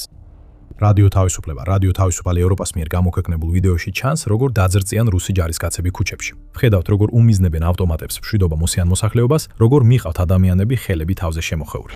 რუსი ჯარისკაცები ფეხს უტყამენ მათ, ვისაც მიყავთ. ჩვენ არ ხედავთ იმ საშინელებებს, რაც რუსეთმა ჩაიდინა. მაგრამ საკმარისად ბევრს ვხედავთ. ბუჩა გახდა მონუმენტი იმ ბოროტების, რომელიც პუტინს სურდა უკრაინისთვის მიეყენებინა და ბუნებრივია, ამას დიდი აღშფოთება მოჰყვა. 2022 წლის აპრილის ბოლოსთვის უკრაინის პროკურორებმა უკვე წარადგინეს პირველი ბრალდებები რუსეთის წინააღმდეგ ბუჩაში მომხდარი ხოცვა-ჟლეტის გამო. რუსეთის 10 ჯარისკაცი დაადანაშაულეს ისეთ დანაშაულებში, როგორიცაა ძარცვა, წამება და მკვლელობა. ყველა მათგანი იყო 64-ე ცალკეული მოტორიზებული მსროლელთა ბრიგადის წევრი, რომელსაც 30 მაისს უკრაინის დრონებთან ახლო და პირადი შეხვედრა ჰქონდა. მრავალი სხვა ბრალდება მოჰყვა ამას და ზოგ შემთხვევაში რუსი ჯარისკაცები, რომლებიც ამ სისასტიკეში მონაწილეობდნენ, თითქოს სინდისმა შეაწუხა იმდენად, რომ მათ თავიანთი დანაშაულები აღიარეს. ერთ ჯარისკაცს, სახელად ნიკოლაი კატუშევი, უკრაინის ხელისუფლებამ ინტერვიუ ჩამოართო. ბრძანება მივიღე, თქვა მან, როდესაც კითხეს, რატომ ესროლა მშვიდობიან მოქალაქეს. ყველა, ვინც შავებში იყო, მტრად ითვლებოდა. თუ შავებში ჩაცმულ ადამიანს ხედავდით, ცეცხლს უხსნედით. შეიძლება არსებობდა ადამიანების სია, რომელთა ლიკვიდაციაც რუსეთს სურდა, მაგრამ ეს აღიარება უკვე მეტყველებს იმაზე, რომ დანაყოფს უბრძანეს მოეკლათ ყველა, ვინც ყველაზე ბუნდოვან აღწერილობასაც კი შეესაბამებოდა. გაზაშევი შეიძლება დააკავეს, მაგრამ ის ერთ-ერთი იშვიათთაგანი იყო. რეპორტაჟების მიხედვით, ბუჩაში გაონძიებლებმა 8000-მდე სავარაუდო ომის დანაშაულის შემთხვევა გამოავლინეს, რომლებიც 2022 წლის აპრილის ბოლოსთვის იმ ერთ თვეს უკავშირდება, რაც რუსეთმა ქალაქში გაატარა. მათგან ბევრი 64-ე ცალკეული მოტორიზებული მსროლელთა ბრიგადის წევრი იყო. მაგრამ უკრაინა მიცოდა, რომ მას მცირე შანსი ჰქონდა ტრადიციული გზით ეს ჯარისკაცები მართლმსაჯულების წინაშე წარედგინა. პუტინს არ ჰქონდა თავისი ჯარისკაცების დასჯის განზრახვა. რამდენიმეს მედლები გადასცეს მათი ქმედებებისთვის, ხოლო პუტინმა 64-ე ბრიგადა გმირობისა და სიმამაცისთვის შეაქო. ჯერ კიდევ ძალიან მცირეა იმის შანსი, რომ ბუჩის ჯალათების უმრავლესობა სასამართლოს წინაშე წარდგეს. უკრაინამ იცის, ვის ეძებს. მან გამოაქვეყნა იმ ადამიანებიდან ბევრის ფოტოები და სახელები, ვინც ბუჩაში სასტიკი დანაშაულები ჩაიდინა. თუმცა რუსეთი იცავს თავის ომის დამნაშავეებს, თვით პუტინამდე. და სულ ახლახანს ეს დაცვა იმაში მდგომარეობდა, რომ ეს დამნაშავეები ფრონტის ხაზის მიღმა ისე ღრმად ჰყავდათ გადაყვანილი, რომ უკრაინის დრონებს ვერ მიეწვიათ ისინი. 30 მაისმა ყველაფერი შეცვალა ბუჩას ჯალათებისთვის. ეხლა ამ ჯალათებმა და მკვლელებმა იციან, რომ უკრაინის რისხვისგან ვერ სად იქნებიან უსაფრთხოდ, არ აქვს მნიშვნელობა სად იმალებიან. თუ სასამართლოებით ვერ მოხერხდება სამართლიანობის აღსრულება, უკრაინამ გადაწყვიტა საქმე საკუთარ ხელში აიღოს. და მიუხედავად იმისა, რომ 30 მაისი შეიძლება იყოს ერთ-ერთი ყველაზე შთამბეჭდავი დარტყმა ბუჩას ჯალათების წინააღმდეგ, ეს ერთადერთი შემთხვევა არ არის. ნელა, მაგრამ აუცილებლად უკრაინა მუშაობს იმ შურისძიების განხორციელებაზე, რომელიც ყველა იმ ადამიანმა დაიმსახურა, ვინც ბუჩას ხოცვაჟლეტაში იყო ჩართული. უკრაინის წინა დარტყმები მასშტაბით ბევრად მცირე იყო ვიდრე ის, რაც 30 მაისს ვიხილეთ. თუმცა ისინი ეფექტური აღმოჩნდა როგორც ჯალათების ლიკვიდაციის, ასევე გადარჩენილებისთვის გზავნილის გაგზავნის თვალსაზრისით. 2025 წლის აგვისტოს ბოლოსკენ უკრაინამ ბუჩას 3 ჯალათი გაანადგურა, როდესაც 6 რუს სამხედრო მოსამსახურეზე მიიტანა იერიში, რომლებიც ოკუპირებულ ლუგანსკში თავშესაფარს ეძებდნენ. 3 სამხედრო იერიშის შედეგად დაიღუპა, ხოლო ყველა 6 მათგანი იდენტიფიცირებული იყო როგორც ბუჩაში 3 წლის წინ ჩადენილი სამხედრო დანაშაულების მონაწილე. ეს იერიში უფრო მკვლელობას გავდა ვიდრე ჩვეულებრივ თავდასხმას. 3-დან 3 მათგანი შენობის ავტოსადგომზე აფეთქების შედეგად დაიღუპა, სადაც 6 იმალებოდა, რაც მიუთითებს, რომ მტრის ზურგში დივერსია განხორციელდა. დააბრუნოთ დრო აპრილის ბოლოსკენ და უკრაინამ კიდევ ერთი მკვლელობის მცდელობა განახორციელა. ამჯერად რუსეთში ხაბაროვსკის რეგიონში დადებულმა ბომბა 1 ადამიანი მოკლა და 7 დაჭრა. მცირე დეტალები, რომლებიც ამ თავდასხმიდან გახდა ცნობილი, მიუთითებს, რომ ის დახურულ სამხედრო ბარაკში განხორციელდა, რაც ნიშნავს, რომ უკრაინას შიგნით ჰყავდა ადამიანი და რომ მოკლული პირი ლეიტენანტ პოლკოვანიკის წოდების იყო. თუმცა მოკლული ადამიანი ნამდვილი სამიზნე არ ყოფილა. CNN-ის ცნობით რუსი სამხედრო ბლოგერები ფიქრობენ, რომ უკრაინის ნამდვილი სამიზნე იყო გენერალ-მაიორი აზატბეკ ამურბაიკოვი. ის იყო 64 ბრიგადის მეთაური, როდესაც ამ ბრიგადამ ბუჩაში სისასტიკეები ჩაიდინა. ამურბაიკოვს გაუმართლა. ბომბმა, რომელიც მის მოსაკლავად იყო განკუთვნილი, როგორც ჩანს, მისი ერთ-ერთი დაქვემდებარებული მოკლა. მაგრამ ეხლა მას გააფრთხილეს. უკრაინა მიცის, ვინ არის ის და სად გადაადგილდება. იქნება ეს ბომბი თუ შორ მანძილზე მოქმედი დრონი, უკრაინა აპირებს ამურბაიკოვის ლიკვიდაციას. მაგრამ ჯერჯერობით უკრაინა კმაყოფილი იქნება იმითაც, რომ ამურბაიკოვის მიერ ხელმძღვანელებულ ბრიგადაში მინიმუმ 31 მსხვერპლია. ერთ-ერთით ბუჩას ჯალათები პასუხს აგებენ თავიანთ დანაშაულებზე და კიდევ ერთი დარჩა, რომელიც უკრაინის სამიზნეში იქნება.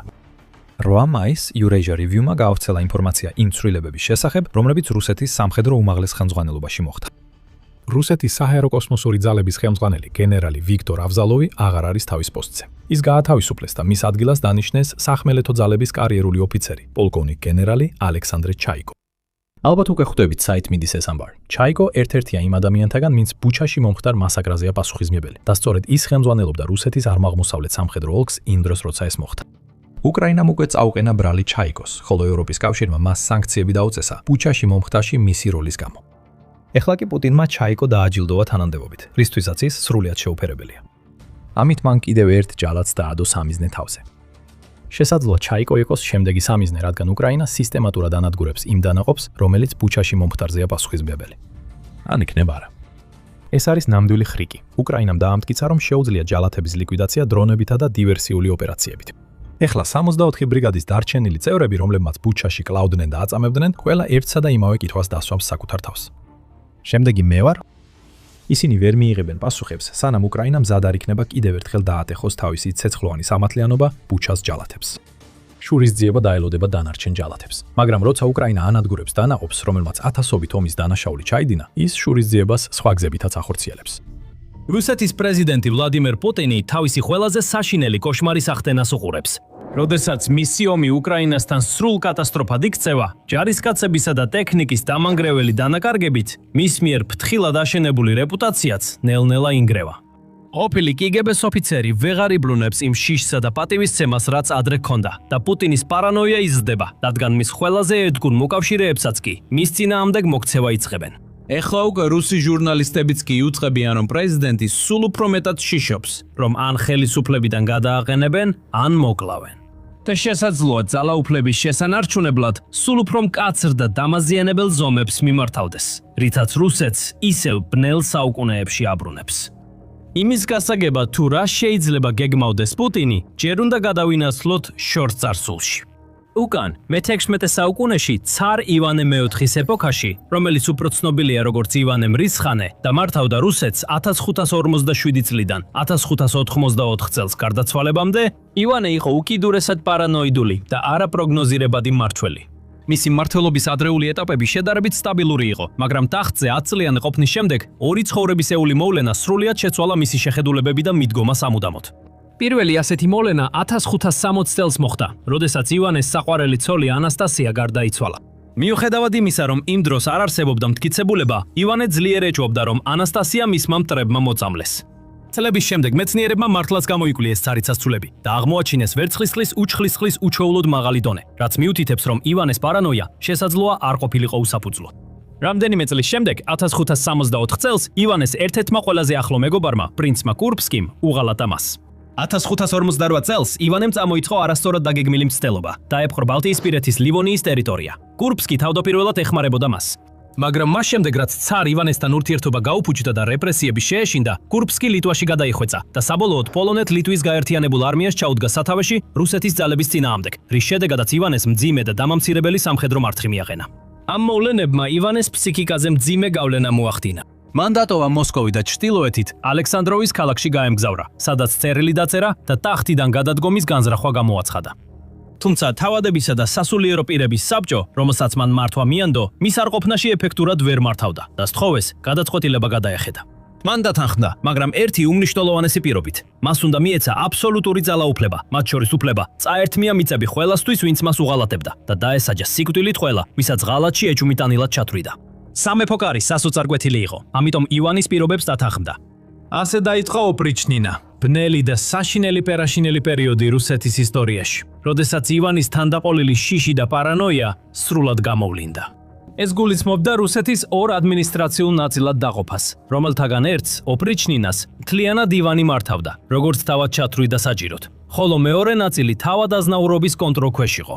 ოპრიჩნინაზე თავისი კონტროლის გასამყარებლად ივანმა რუსეთში პირველი საიდუმლო პოლიციის შექმნა ბრძანა, რომელსაც ოპრიჩნიკები ეწოდებოდა. 6000 კაცისგან შემდგარი კერძო არმია, რომელიც ფაქტობრივად ივანის პირად მცველებსა და დამსჯელებს წარმოადგენდა. შავებში გამოწყობილებს და სრული თავისუფლება მიცემულებს, რომ ეწამებინათ ან მოეკლათ ნებისმიერი, ვინც ივანს არასწორად შეხედავდა, ამ საიდუმლო პოლიციის წევრებს მალე საშიში რეპუტაცია შეექმნათ. იმ დონემდე, რომ ადგილობრივები პირდაპირ ტოვებდნენ სახლებს, თუ გაიგებდნენ, რომ ოპრიჩნიკები ახლოს იყვნენ. ამის მიზეზი მარტივია. ოპრიჩნიკები წარმოუდგენლად სასტიკები იყვნენ. მათ execution-ის საყვარელ მეთოდებს შორის იყო ადამიანების ცოცხლად მოხაშვა, წვერებზე გასმა, ან ცხენების დახმარებით სხეულის ნაწილებად გლეჯა. ოფიცრები ცნობილები იყვნენ იმითაც, რომ ისინი ჯირითობდნენ უნაგირზე მიმაგრებული მოჭრილი ძაღლის თავებით. ეს იყო სიმბოლო მათი ვალდებულებისა, გამოევლინათ და გაენადგურებინათ ღალატი ყველგან, სადაც კი ის აღმოჩნდებოდა. ბოლოს ივანმა თავისი ძალაუფლების კიდევ უფრო გაფართოება მოისურვა. ოპრიჩნინის დადგენილ საზღვრებს მიღმა ქვეყნის მეორე უდიდეს ქალაქ ნოვგოროდში. ის დარწმუნებული იყო, რომ ქალაქის ლიდერები და ყველაზე გავლენიანი მოქალაქეები მის წინააღმდეგ შეთქმულებას აწყობდნენ. ამიტომ 1570 წელს მან ნოვგოროდის სისხლიანი ალყა ბრძანა. სასულიერო პირები შეაგროვეს და სიკვდილამდე სცემეს, ხოლო რელიგიური შენობები, როგორიცაა ეკლესიები და მონასტრები, გაძარცვეს.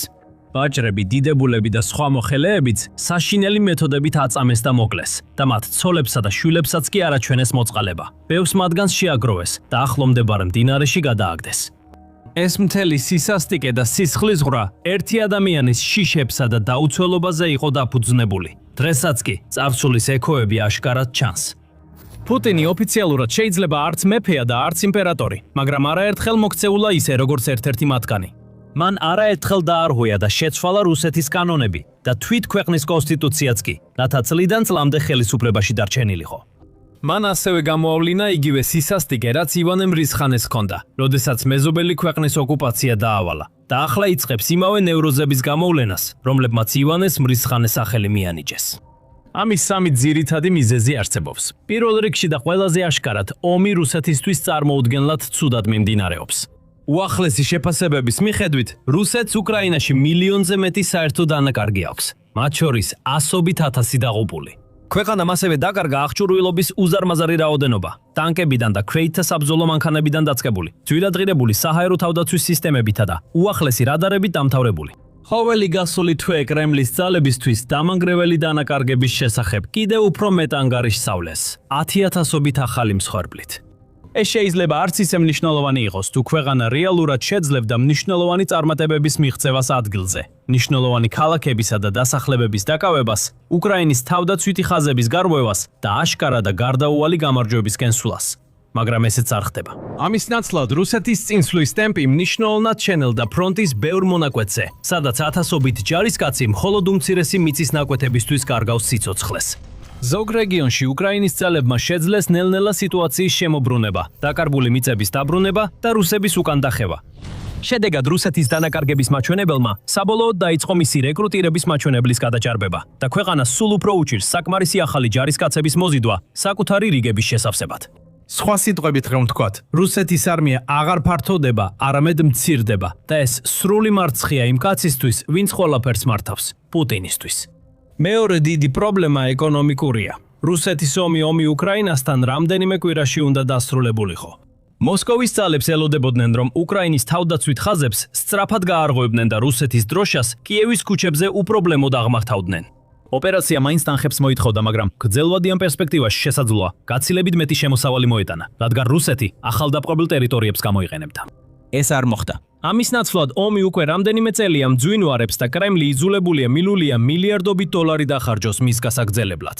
სანქციების შედეგად მან დაკარგა უზარმაზარი შემოსავალი და ახლა შრომითი კრიზისის წინაშე დგას, რასაც ემატება მილიონამდე განათლებული და კვალიფიციური რუსის ქვეყნიდან წასვლა და ახალი ცხოვრების დაწყება სხვაგან. ქვეყნის ფინანსური ტვირთი მხოლოდ გაიზარდა ომის მიმდინარეობისას. რუსეთს უწევს მეტი თანხის დახარჯვა დრონების წარმოებაზე და რეკრუტირების უზარმაზარი ხარჯების დაფარვაზე. მაგრამ ასევე განიცდის პირდაპირ ეკონომიკურ ზარალს უკრაინული დრონების იერიშების შედეგად მის ყველაზე ღირებულ ინფრასტრუქტურაზე, ნავთობის გადამამუშავებელ ქარხნებზე, მილსადენებზე, პორტებსა და საცავებზე. ეს თავდასხმები უფრო ხშირი და ეფექტური გახდა, რადგან უკრაინის შიდა თავდაცვის ინდუსტრია გაძლიერდა, რაც კიდევ უფრო დიდ ზარალს აყენებს მის მოწინააღმდეგეს. ეს ყველაზე მეტად რუსულ საზოგადოებას შეეხო, რადგან მოსახლეობამ ცხოვრების ხარისხის მკვეთრი გაუარესება განიცადა. და მათ უწევთ თავიანთი მწირი შემოსავლის გაცილებით დიდი ნაწილი დახარჯონ ისეთ საჭიროებებზე, როგორიცაა საწვავი მანქანებისთვის და საკვები პროდუქტები ოჯახისთვის. და ბოლოს, მესამე მთავარი მიზეზი, რის გამოც ვლადიმირ პუტინი პანიკაშია, ისაა, რომ ამ ომმა გაანადგურა რუსული კომპეტენტურობისა და უპირატესობის მითი, რომელიც მან წლების განმავლობაში ასე გულმოდგინედ შექმნა. ვლადიმირ პუტინმა და მისმა უახლოესმა მოკავშირეებმა შექმნეს რუსეთის იმიჯი, როგორც ერთ-ერთი ყველაზე ძლიერი ქვეყნისა დედამიწაზე, რომელსაც აშეთეშის შემდეგ მეორე ყველაზე ძლიერი არმია ჰყავს. და თითქმის წარმოუდგენელი ძალაუფლებისა და გავლენის დონეებით, შედარებით ძლიერ ქვეყნებსაც კი გაუჩნდათ შიში რუსეთის საფრთხის მიმართ. რაც ხშირად იტოვებდა იმას, რომ ისინი ზუსტად იმას აკეთებდნენ, რაც კრემლს უნდოდა. ბევრი ქვეყანა ასევე ძლიერ იყო დამოკიდებული რუსეთზე საკუთარი თავდაცვისთვის. ამყარებდნენ ურთიერთობებს ვლადიმირ პუტინთან და დიდ ინვესტიციებს დებდნენ რუსულ ან საბჭოთა ტანკებში, ტექნიკაში, ავიაციაში და თავდაცვით სისტემებში.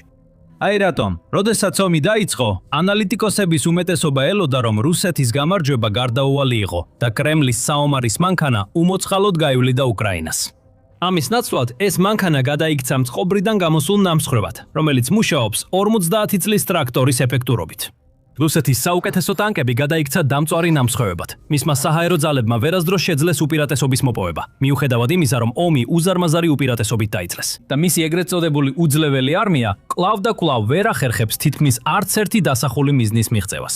შედეგად კრემლმა დაკარგა შიშის ფაქტორი და ხალხი აღარ უყურებს მოსკოვს ან პუტინს ისე, როგორც ადრე.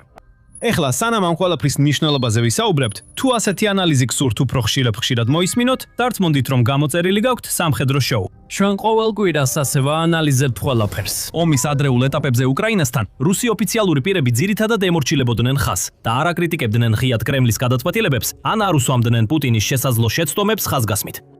თუმცა დროის გასვლასთან ერთად სიტუაცია საკმაოდ დრამატულად შეიცვალა. სულ უფრო მეტი მაღალი რანგის სამხედრო და მოსკოვის ელიტის წარმომადგენელი სხვადასხვა გზით გამოხატავს თავის უკმაყოფილებას. ამას ყველაზე დრამატული მაგალითი ვაგნერის ჯგუფის ამბოხი იყო, როდესაც პუტინის ერთ-ერთი ყველაზე ახლონდობით აღჭურვილი პირი, ევგენი პრიგოჟინი, მას დაუპირისპირდა და მოკლეხნიანი მსვლელობაც კი მოაწყო მოსკოვისკენ. პრიგოჟინმა საბოლოოდ სიცოცხლით გადაიხადა ეს ყველაფერი. ის მალევე დაიღუპა თვითმფრინავის ავიაკატასტროფაში, რომელიც მეტად საეჭვო გარემოებებში მოხდა. არავის სურს გახდეს შემდეგი პრიგოჟინი და პუტინის თანამდებობიდან გადაყენების სხვა მაღალი პროფილის მცდელობა არ ყოფილა. ამავე დროს პრეზიდენტის ძალაუფლება აშკარად შესუსტა. რუსი რადიკალი ნაციონალისტები, რომლებიც ადრე აღმერთებდნენ მას, ახლა ლაჩრად მოიხსენიებენ და მის გადადგომას მოითხოვენ. მისი რეიტინგი რუს საზოგადოებაში ისტორიულ მინიმუმზეა დაცემული და სულ უფრო მეტად ვრცელდება ხმები, რომ დიდარი ოლიგარქები და ერთგული მოკავშირეები, რომლებიც აქამდე ჩუმად უჭერდნენ მხარს, უკვე თავიანთ ზღვარს უახლოვდებიან. ვლადიმირ პუტინი ამას აცნობიერებს და ზუსტად ისე როგორც ივანე მრისხანე, ისიც საკუთარი პარანოის მსხვერპლი ხდება. ამის პირველი ნიშნები 2024 წლის ბოლოსა და 2025 წლის განმავლობაში ვიხილეთ. როდესაც პრეზიდენტმა სტალინის სტილის წმენდა ჩაატარა, თანამდებობიდან გაათავისუფლა დიდი რაოდენობით რუსი გენერლები, მაღალი რანგის ოფიცრები, მინისტრები და სხვა ელიტის წარმომადგენლები. მათგან ბევრი კორუფციაში დაადანაშაულეს და დააკავეს, სხვები კი ჩუმად გაათავისუფლეს სამსახურიდან, ან უბრალოდ უცნაურ გარემოებებში საზოგადოებრივი ცხოვრებიდან გაქრნენ. ზოგიერთი მაგალითად ყოფილი ტრანსპორტის მინისტრი რომან სტარავოიტი ზოგარ მმართველი იფოვნეს.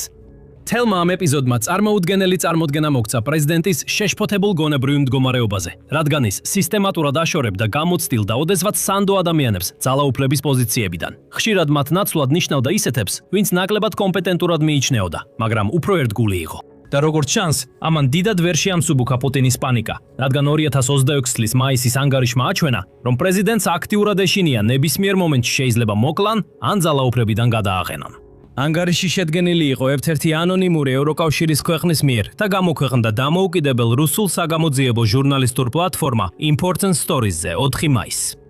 ანგარიში ნათქვამია, რომ კრემლი 2026 წლის მარტიდან მოყოლებული გაზრდილი განგაშის მდგომარეობაშია, ხოლო თავად პუტინი სულ უფრო მეტად ღელავს მის წინააღმდეგ შეთქმულების შესაძლებლობაზე. უფრო ზუსტად რომ თქვათ, პრეზიდენტი, როგორც ამბობენ, შეშფოთებულია იმით, რომ მოსკოვის პოლიტიკური ელიტის წევრების დაკვეთით შეიძლება დრონები მისი ლიკვიდაციისთვის გამოიყენონ. ამის პირდაპირი შედეგია ის, რომ ფედერალური დაცვის სამსახურს FSO-ს, რომელიც პრეზიდენტისისა და სხვა სახელმწიფო მოხელეების დაცვაზეა პასუხისგებელი, დაევალა პუტინის უსაფრთხოების მნიშვნელოვნად გაძლიერება. მაგალითად, პრეზიდენტის ადმინისტრაციაში მისულ ყველა სტუმარს ახლა 2 დონის შემოწმება უნდა გაიაროს, მათ შორის სრული ინსპექტირება FSO-ს თანამშრომლების მიერ. ასევე იუწყებიან, რომ პუტინი ნაკლებ ადგილებს სტუმრობს და არც თავად და არც მისი უახლოესი ოჯახის წევრები აღარ ატარებენ დროს თავიანთ ჩვეულებრივ რეზიდენციებში, მოსკოვის რეგიონში ან ვალდაიში. ამის ნაცვლად, ანგარიშის მიხედვით პუტინი ახლა თავისი დროის დიდ ნაწილს გამაგრებულ ბუნკერებში მალვაში ატარებს, ხოლო რუსული მედია წინასწარ ჩაწერილ ვიდეოებს იყენებს იმის საჩვენებლად, თითქოს ის უფრო ხშირად ჩნდება საჯაროდ, ვიდრე სინამდვილეშია. გარდა ამისა, მოსკოვის გარკვეულ უბნებში საკომუნიკაციო ქსელები პერიოდულად ითიშება და პუტინს არ აქვს განზრახვა 2026 წელს სამხედრო ინფრასტრუქტურის ობიექტების მონახულების, მიუხედავად იმისა, რომ 2025 წელს რამდენიმე ასეთ ობიექტს ესტუმრა. FSO ასევე აკონტროლებს და კოორდინაციას უწევს პრეზიდენტთან დაკავშირებულ ყველა ინფორმაციასა და მედია პუბლიკაციას. ფაქტობრივად განსაზღვრავს, რას შეიძლება და რას ვერ იტყვის მედია მის შესახებ. ამ ყველაფერთან ერთად, მთავრობის ოფიციალურ პირებსა და თანამშრომლებს, რომლებიც პუტინთან ახლოს მუშაობენ, არ აქვთ უფლება გამოიყენონ საკუთარი მობილური ტელეფონები, ან ინტერცდომა ან ინტერნეტსტოდომა მის თანდასწრებით. მათ ასევე ეკრძალებათ საზოგადოებრივი ტრანსპორტის გამოყენება და იძულებულნი არიან მხოლოდ FSO-ს ტრანსპორტით გადაადგილდნენ. ზოგიერთს, მაგალითად პუტინის პირად მზარეულებს, ფოტოგრაფებსა და დაცვის თანამშრომლებს საკუთარ სახლებში თვალთვალის სისტემებიც კი დაუმონტაჟეს, რათა FSO-ს აგენტებს შეეძლოთ მათზე დაკვირვება და დარწმუნდნენ, რომ ისინი პრეზიდენტის წინააღმდეგ არაფერს გეგმავენ. საუკუნეები გავიდა ივანე მრისხანეს დროიდან, მაგრამ მისი მმართველობის მრავალი იგივე ნიშანი კვლავ ჩანს პუტინის მმართველობაშიც. შეიძლება ისინი ასე ღიად სასტიკები ან სისხლისმელები არ არიან, მაგრამ ფედერალური დაცვის სამსახური ფაქტობრივად თანამედროვე ოპრიჩნიკების მსგავსად მოქმედებს. ნებისმიერ ფასად იცავს პუტინს და ეძებს ღალატის ან მის წინააღმდეგ შეთქმულების შესაძლო ნიშნებს. და შეიძლება მათ უკვე იპოვეს თავიანთი პირველი ცნობილი დამნაშავე, ყოფილი თავდაცვის მინისტრი სერგეი შოიგუ. ანგარიში აღნიშნავს, რომ შოიგუ, რომელიც ამჟამად რუსეთის ფედერაციის უშიშროების საბჭოს მდივნის პოსტს იკავებს, კვლავ დიდ გავლენას ინარჩუნებს სამხედრო ხელმძღვანელობაში და მას პოტენციურ გადატრიალებასთან აკავშირებენ. ეს შეიძლება ნაწილობრივ ხსნიდეს, რატომ დააკავეს შოიგუს ყოფილი პირველი მოადგილე, რუსლან სალიკოვი, მარტის დასაწყისში, რაც ირიბად ასუსტებს შოიგუს პოზიციას. ზოგიერთი ექსპერტი მიიჩნევს, რომ შესაძლოა ის იყოს შემდეგი, ვისაც ბრალს საუხენებენ და გაასუფთავებენ. ამასობაში პუტინმა ასევე დაავალა ფედერალური დაცვის სამსახურს, გააძლიეროს დაცვა 10 მაღალი რანგის რუსი გენერლისთვის, რომლებიც მის ყველაზე ერთგუნმოკავშირეებად ითვლებიან. მათ შორის არიან გენერალური შტაბის პირველი მოადგილე, პოლკოვნიკი გენერალი ნიკოლაი ბოგდანოვსკი და გენერალური შტაბის მოადგილე, პოლკოვნიკი გენერალი სერგეი ისტაკოვი. მოკლედ, მიუხედავად იმისა, რომ პრეზიდენტს როგორც ჩანს ნდობის მცირე წრეხავს, ის სულ უფრო ფრთხილობს ამ თვის გარეთ მყოფი ადამიანების მიმართ და თითქმის არ ერიდება სისხლის სამართლებრივ დევნასა და დასჯას, იმათთვისაც კი, ვინც ოდნავ მაინც გამოხატავს განსხვავებულ აზრს. თუ ის ამ გზას გააგრძელებს, ზოგი ანალიტიკოსი ამტკიცებს, რომ პუტინმა შეიძლება შექმნას 21 საუკუნის ოპრიჩნინა, რაც საბოლოოდ შეიძლება მისი მმართველობის დასასრულს და შესაძლოა მის სიცოცხლესაც კი გამოიწვევს. ერთ-ერთი ასეთი ექსპერტია რომან ანინი, საგამოძიებო ჟურნალისტი და მნიშვნელოვანი ისტორიების დამფუძნებელი. ის ამტკიცებს, რომ ომი ახალ ფაზაში შედის არა ფრონტის ხაზზე, არამედ რუსეთის უსაფრთხოების აპარატის კლანებს შორის, დასუსტებული დიქტატორის ტახტისთვის ბრძოლაში. მომავალზე საუბრისას ანინი 2 შესაძლო სცენარს ასახელებს, რომლებიც შეიძლება გადაიკვეთოს და ერთდროულადაც კი განვითარდეს. პირველი სცენარია, რომ პუტინი გააგრძელებს მეტი ძალაუფლების მინიჭებას თავის ფედერალური დაცვის სამსახურის ძალოვანებსა და ეროვნულ გვარდიას, რომლებიც შესაძლოა გადაიქცნენ რუსეთის ანალოგად ირანის ისლამური რევოლუციური გვარდიის კორპუსისა, რომელთა ამოცანა იქნება, როგორც ანინი ამბობს, რუსული საზოგადოების უპრეცედენტო რეპრესიების განხორციელება, რათა ჩაახშონ ნებისმიერი შესაძლო შეთქმულება, კონსპირაცია ან აჯანყება. მეორე სცენარი, რომელსაც არნონი ხედავს, არის ახალი საშიშროების დრო, რაც ეწოდებოდა პოლიტიკურ და სოციალურ კრიზისს რუსეთში, რომელიც დაიწყო მე-16 საუკუნის ბოლოს და გაგრძელდა მე-17 საუკუნის დასაწყისში. ამ პერიოდს ახასიათებდა პოლიტიკური ანარქია, სამოქალაქო ომი, უთხოვრი ინტერვენცია და შიმშილი და ბევრი ისტორიკოსი ამტკიცებს, რომ ეს იყო პირდაპირი შედეგი ივანე მრისხანის, ანუ ოპრიჩნინის პოლიტიკის. ისინი შიშობენ, რომ ისტორია შეიძლება განმეორდეს, რადგან ვლადიმირ პუტინი უფრო და უფრო სასოწარკვეთილი და პარანოიდული ხდება და არაფერზე ჩერდება, რათა შეინარჩუნოს ქვეყნის კონტროლი. ყველა ნიშანი სახეზეა. ვლადიმირ პუტინი არა მხოლოდ წმენს, მაღალჩინოსნებს და თავის გარშემო ყველაზე ევთგულ ძალებს აერთიანებს, არამედ მან მნიშვნელოვნად გააფართოვა ფედერალური უსაფრთხოების სამსახურის, ანუ თანამედროვე KGB-ს ძალაუფლება. ამასობაში მიუხედავად იმისა, რომ ჯერ ქუჩებში სიკვდილით დასჯის შემთხვევები არ დაფიქსირებულა, ვლადიმირ პუტინის დამქაშებმა უდანაშაულო მოქალაქეების დაპატიმრება და წამება დაიწყეს. მაგალითად, 2026 წლის თებერვალში გავრცელდა ინფორმაცია თარჯიმან სვეტლანა სავალიევაზე, რომელიც უკრაინელ ჯარისკაცს შეუყვარდა და მასთან შეხვედრას სცადა. ის დააკავეს და სასტიკად სცემეს, რათა ეღიარებინა დანაშაული, რომელიც არ ჩაუდენია. თითქოს უკრაინის შეიარაღებულ ძალებში გაწევრიანებას ცდილობდა, რათა მას ქვეყნის ღალატის ბრალდება წაეყენებინათ. ის ერთ-ერთია იმ ქალ პოლიტპატიმართაგან, რომლებიც ტერორიზმის, ქვეყნის ღალატისა და ექსტრემიზმის გამოგონილი ბრალდებებით გაასამართლეს და მათი რიცხვი სულ უფრო იზრდება. რუსი პოლიტოლოგი ვლადიმირ პასტუხოვი მიიჩნევს, რომ პუტინის რეჟიმის მიერ დაწესებული რეპრესიებისა და კონტროლის დონე საშიშად უახლოვდება იმ მასშტაბებს, რაც საბჭოთა ლიდერ იოსებ სტალინის დროს, დიდი ტერორის პერიოდში იყო. ანინი კი კიდევ უფრო შორს უბრუნდება ისტორიას და ამბობს, რომ თუ და როდესაც პუტინის ძალოვანი სტრუქტურები საბოლოოდ სამიზნეში ამოიღებენ, არა მხოლოდ რიგითი მოქალაქეები, არამედ უმაღლეს თანამდებობებზე მყოფებიც, გადატრიალების და ახალი არეულობის პერიოდის რისკი კიდევ უფრო რეალური გახდება. პუტინს სურდა, რომ რუსეთის თანამედროვე პეტრე დიდად დარჩენილიყო ისტორიაში. უფრო სავარაუდოა, რომ მას ახალ ივანე მრისხანედ მოიხსენიებენ.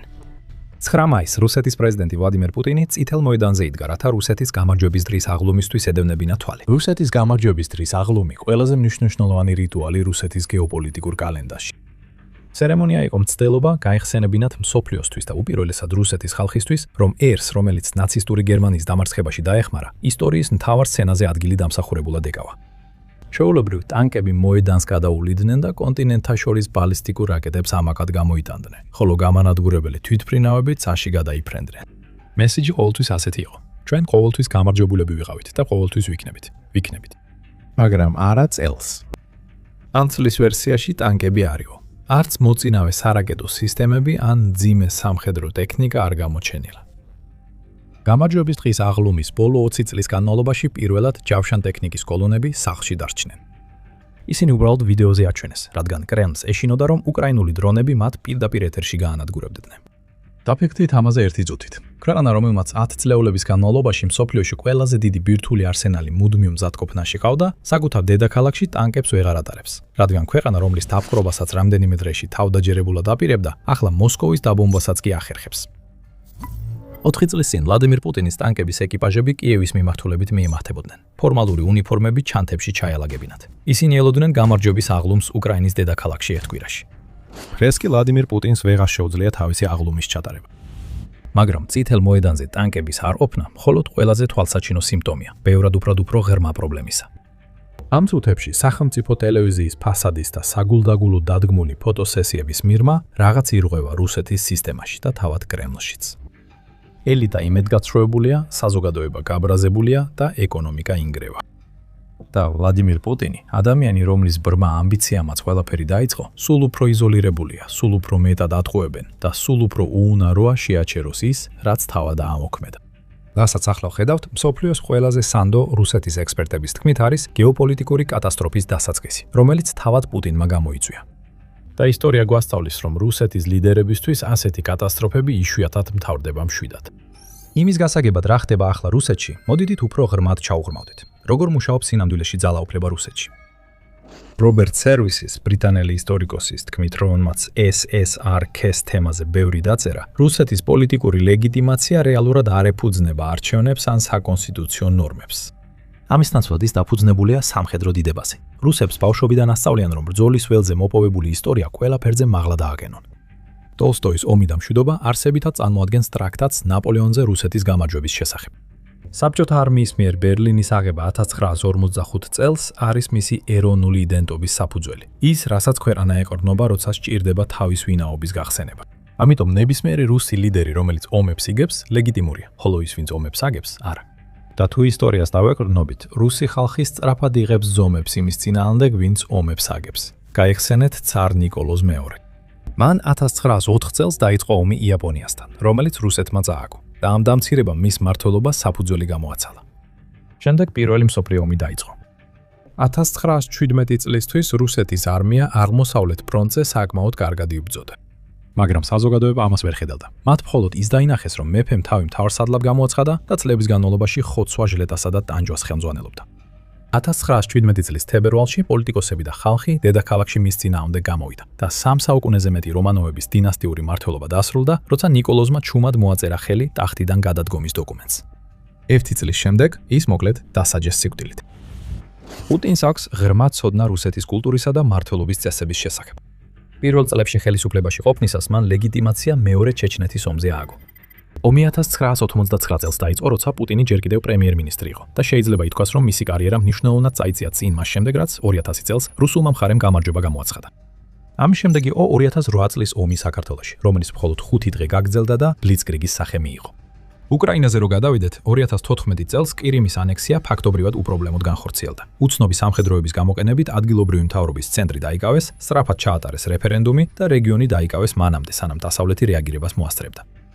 ვლადიმირ პუტინი გადამწყვეტ ლიდერად გამოიყურებოდა, რომელიც მოქმედებდა იქ, სადაც მისი წინამორბედი ხოკმანობდა და დასავლეთი უკან იხევდა.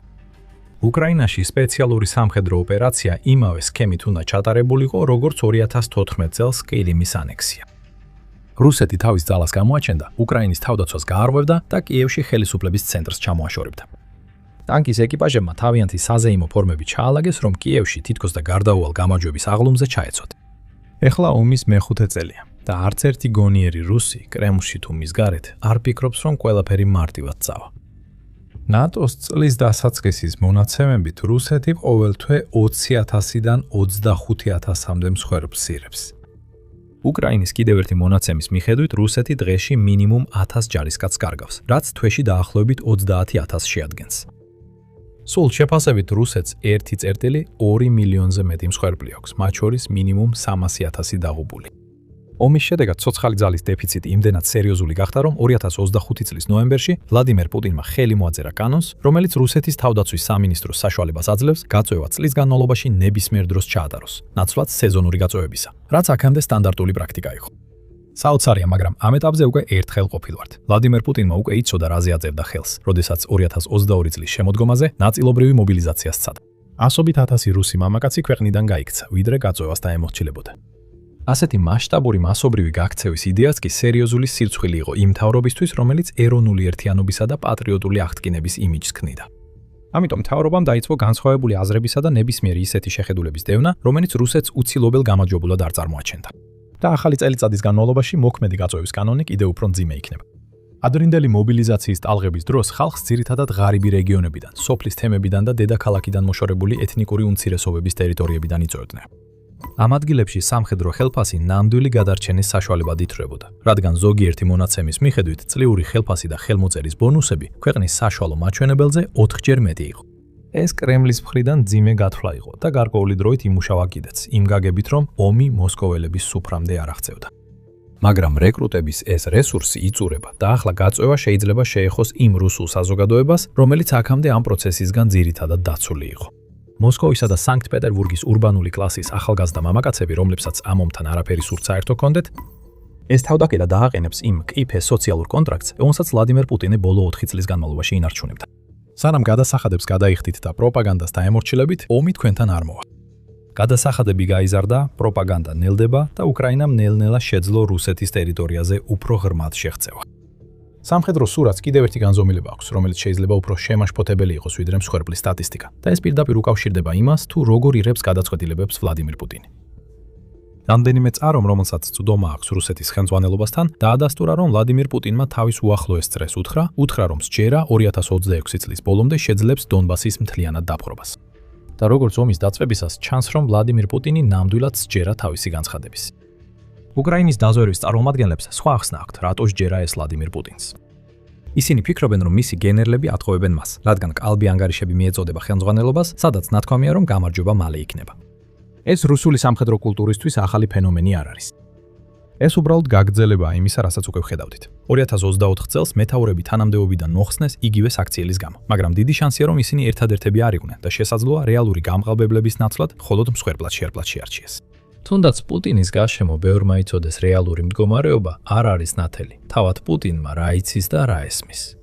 ასე რომ რუსეთს ახლა ყავს ლიდერი, რომელიც სტრატეგიულ გადაწყვეტილებებს იღებს გაყალბებულ სადაზვერო ანგარიშებზე დაკრნობით. გარშემორტყმულია დაქვემდებარებულებით, რომლებსაც სიმართლის თქმის ეშინიათ და აწარმოებს ომს, რომელიც თვეში 30,000 მის ჯარისკაცს შეიწირავს. საოცარი არ არის, რომ 2026 წლის გამარჯვების აღლუმი ყველაფერს გავდა, გარდა გამარჯვებისა. სამხედრო დანაკარგების გარდა რუსეთის ეკონომიკა და სოციალური დინამიკა მზარდი წნეხის ქვეშაა. სამოქალაქო ეკონომიკა უკვე 4 წელია ომის დროის პრიორიტეტების გამო რესურსებს ამოკლებული და ეს წნეხი უკვე შეუძლებელია უგულებელყოთ. 2026 წელს გაიზარდა გადასახადები და ინფლაცია. ამავე დროს მთავრობა ბიუჯეტის დაახლოებით 40%-ს ომთან დაკავშირებულ ხარჯებს უთმობს. ქვეყანამ განაცხადა, რომ წელს მშპ-ის ზრდა მხოლოდ 0.4% იქნება, მაშინ როცა უფრო ოპტიმისტური პროგნოზი 1.3%-ს ითვალისწინებდა. ასევე ქვეყანაში მუშახელი აღარ დარჩა, უმუშევრობის მაჩვენებელი მხოლოდ 2.1%-ს შეადგენს. მაგრამ მაშინ როცა ეს მაჩვენებელი ჩვეულებრივ პირობებში დამაიმედებლად შეიძლება ჟღერდეს, სულ სხვა იმ ქვეყნისთვის, რომელმაც ბოლო 4 წელი ომში გაატარა. უმუშევრობის ასეთი დაბალი მაჩვენებელი მიუთითებს, რომ რუსულ კომპანიებს აღარ ყავთ დასასაქმებელი უმუშევარი ადამიანები. ერთმანეთის წინააღმდეგ დაპირისპირებული კომპანიები უფრო მაღალ ხელფასებს თავაზობენ, რის შედეგადაც ხარჯები გადადის მომხმარებელზე, ანუ რუს მოქალაქეზე. ამგვარად რუსი მუშები აღმოჩნდნენ მარკუშში, სადაც ისინი თითქოს უფრო მეტ ფულს გამოიმუშავებენ იმის გამო, რომ შეუძლიათ სამსახური აირჩიონ. მაგრამ საბოლოოდ ცხოვრებისთვის უფრო მეტის გადახდა უწევთ. სოციალური შედეგებიც აისახება მონაცემებში. რუსეთის ზოგადი ბედნიერების ინდექსი 2026 წლის აპრილში 15 წლის მინიმუმს მიაღწია, სახელმწიფო გამოკითხვის მიხედვით. საინტერესოა, რომ ბოლოს ინდექსი ამდენად დაბალი მაშინ იყო, როცა პუტინი მეორედ უნდა გამხდარიყო პრეზიდენტი 2011 წელს, თავისი მოადგილის მედვედევის შეცვლით. პუტინის რეიტინგი დაეცა ყველაზე დაბალ ნიშნულზე, მას შემდეგ რაც სრულმასშტაბიანი ომი დაიწყო. არსებობს ასევე გეოპოლიტიკური ასპექტი რუსეთის მდგომარეობისა და პროგრესის ნაკლებობის უკან, რაც მისი ეკონომიკისთვის ორლესული მახვილია. მაგრამ სანამ გავაგრძელებთ, დარწმუნდით, რომ გამოიწერეთ The Military Show. ჩვენ ვაქვეყნებთ ვიდეოებს, რომლებიც ეხება უახლეს სამხედრო მოვლენებს, გეოპოლიტიკას და გლობალურ კონფლიქტებს. პრეზიდენტი დონალდ ტრამპის დაპირისპირებამ ირანთან, რამაც ჰორმუზის სრუტის ბლოკადა გამოიწვია, შეერთებულ შტატებს უბიძგა, რომ რუსეთისთვის ინდოეთში ნავთობის გაყიდვაზე ზოგიერთი სანქცია შეემსუბუქებინა. ეს იყო მნიშვნელოვანი მოულოდნელი შემოსავალი, რომელმაც პუტინის საგადასახადო შემოსავლებს დღეში $100 მილიონ მეტი შემატა. ეს ფული იძენს იარაღს, ნაწილებს, ტექნოლოგიას და რაც ყველაზე მთავარია, განაგრძობს ჩინეთის პოლიტიკურ მხარდაჭერას. მაგრამ დღეში $100 მილიონი ნავთობის შემოსავლებიდან ინფლაციას არ ამცირებს. როცა ტრამპი ხელისუფლებაში მოვიდა, პუტინი ფიქრობდა, რომ ტრამპი სრულად რუსეთის მხარეს დადგებოდა. დასაწყისში მოლაპარაკებები იყო მიმართული ტრამპის მცდელობაზე. დაეძალებინა უკრაინა მიიღო შეთანხმება, რომლის მიხედვითაც ის დათმობლა ოკუპირებულ ტერიტორიებს ყოველგვარი სანაცვლოს გარეშე. ეს მცდელობა მხოლოდ რომ ვერ განხორციელდა, ტრამპმა საჯაროდაც კი უარი თქვა რუსეთისა და უკრაინის შორის მოლაპარაკებებში მონაწილეობაზე. ამით პირველი მხოლოდ ჩინეთთან დარჩა, ხოლო მეორე დასავლეთ ევროპის უმეტესობასთან, რომელმაც ეს სწორად შეაფასა. უკრაინა არის რუსეთის პირველი გაჩერება კონტინენტზე, დაკარგული საბჭოთა ტერიტორიების დაბრუნების მცდელობაში და დასავლეთმა სრული ძალით გააგრძელა ერთობლივი პროექტები და სამხედრო დახმარების გაწევა. ამიტომ ნებისმიერი ბერკეტი, რომელიც პუტინს ეგონა რომ ჰქონდა ტრამპთან, ახლა აღარ არსებობს. მაშინ როცა უკრაინამ მნიშვნელოვნად შეამცირა დამოკიდებულება უშუალოდ აშშ-ის დახმარებაზე. და თუ ეკონომიკური ზეწოლა არ გამოიწვევს რუსეთის კოლაპს, ინფორმაციის კონტროლი შეიძლება სწორედ ამას მიაღწიოს. 2025 წლის ზაფხულის ბოლოს კრემლმა დაიწყო მაქსის, რუსეთში დამზადებული ალტერნატივის პოპულარიზაცია ტელეგრამისთვის, რომელიც ისედაც შეიძლება ითქვას, რომ უკვე ითვლებოდა რუსულენოვან მომხმარებლებში დომინანტ სოციალურ ქსელად. ახალ ქსელში, როგორც ჩანს, არ არსებობდა არანაირი ბარიერი ფედერალური უსაფრთხოების სამსახურის გაუნძიებლებისთვის, ასე რომ მისი გამოყენება ნიშნავდა, რომ ფსბ-ს შეეძლო დაენახა რას წერდით. მაქსზე გადასვლა ფაქტობრივად ნიშნავდა, რომ სამოქალაქო პირებსა და სამხედროებს თხოვდნენ თვითონვე გაეხსნათ სათვალთვალო სისტემა საკუთარ თავზე. უკმაყოფილება მასშტაბურია. სტრატეგიული ბლოგერები კი ამტკიცებენ, რომ აპლიკაციის საბაზისო უსაფრთხოების მახასიათებლების არარსებობის გამო ეს შეიძლება ფრონტის ხაზზე სარდლობის ჩამოშლას გამოიწვიოს. პოპულარიზაციიდან სულ რამდენიმე თვეში მთავრობამ გადაწყვეტილება შეცვალა და მთავარ მიზეზად ეგრეთ წოდებული უსაფრთხოების ნაკლებობა დაასახელა. ერთმა კრემლის ინსაიდერმა აღწერა, რომ კრემლში სადილის დროს საუბრის მთავარი თემა მხოლოდ ერთი იყო: ინტერნეტი.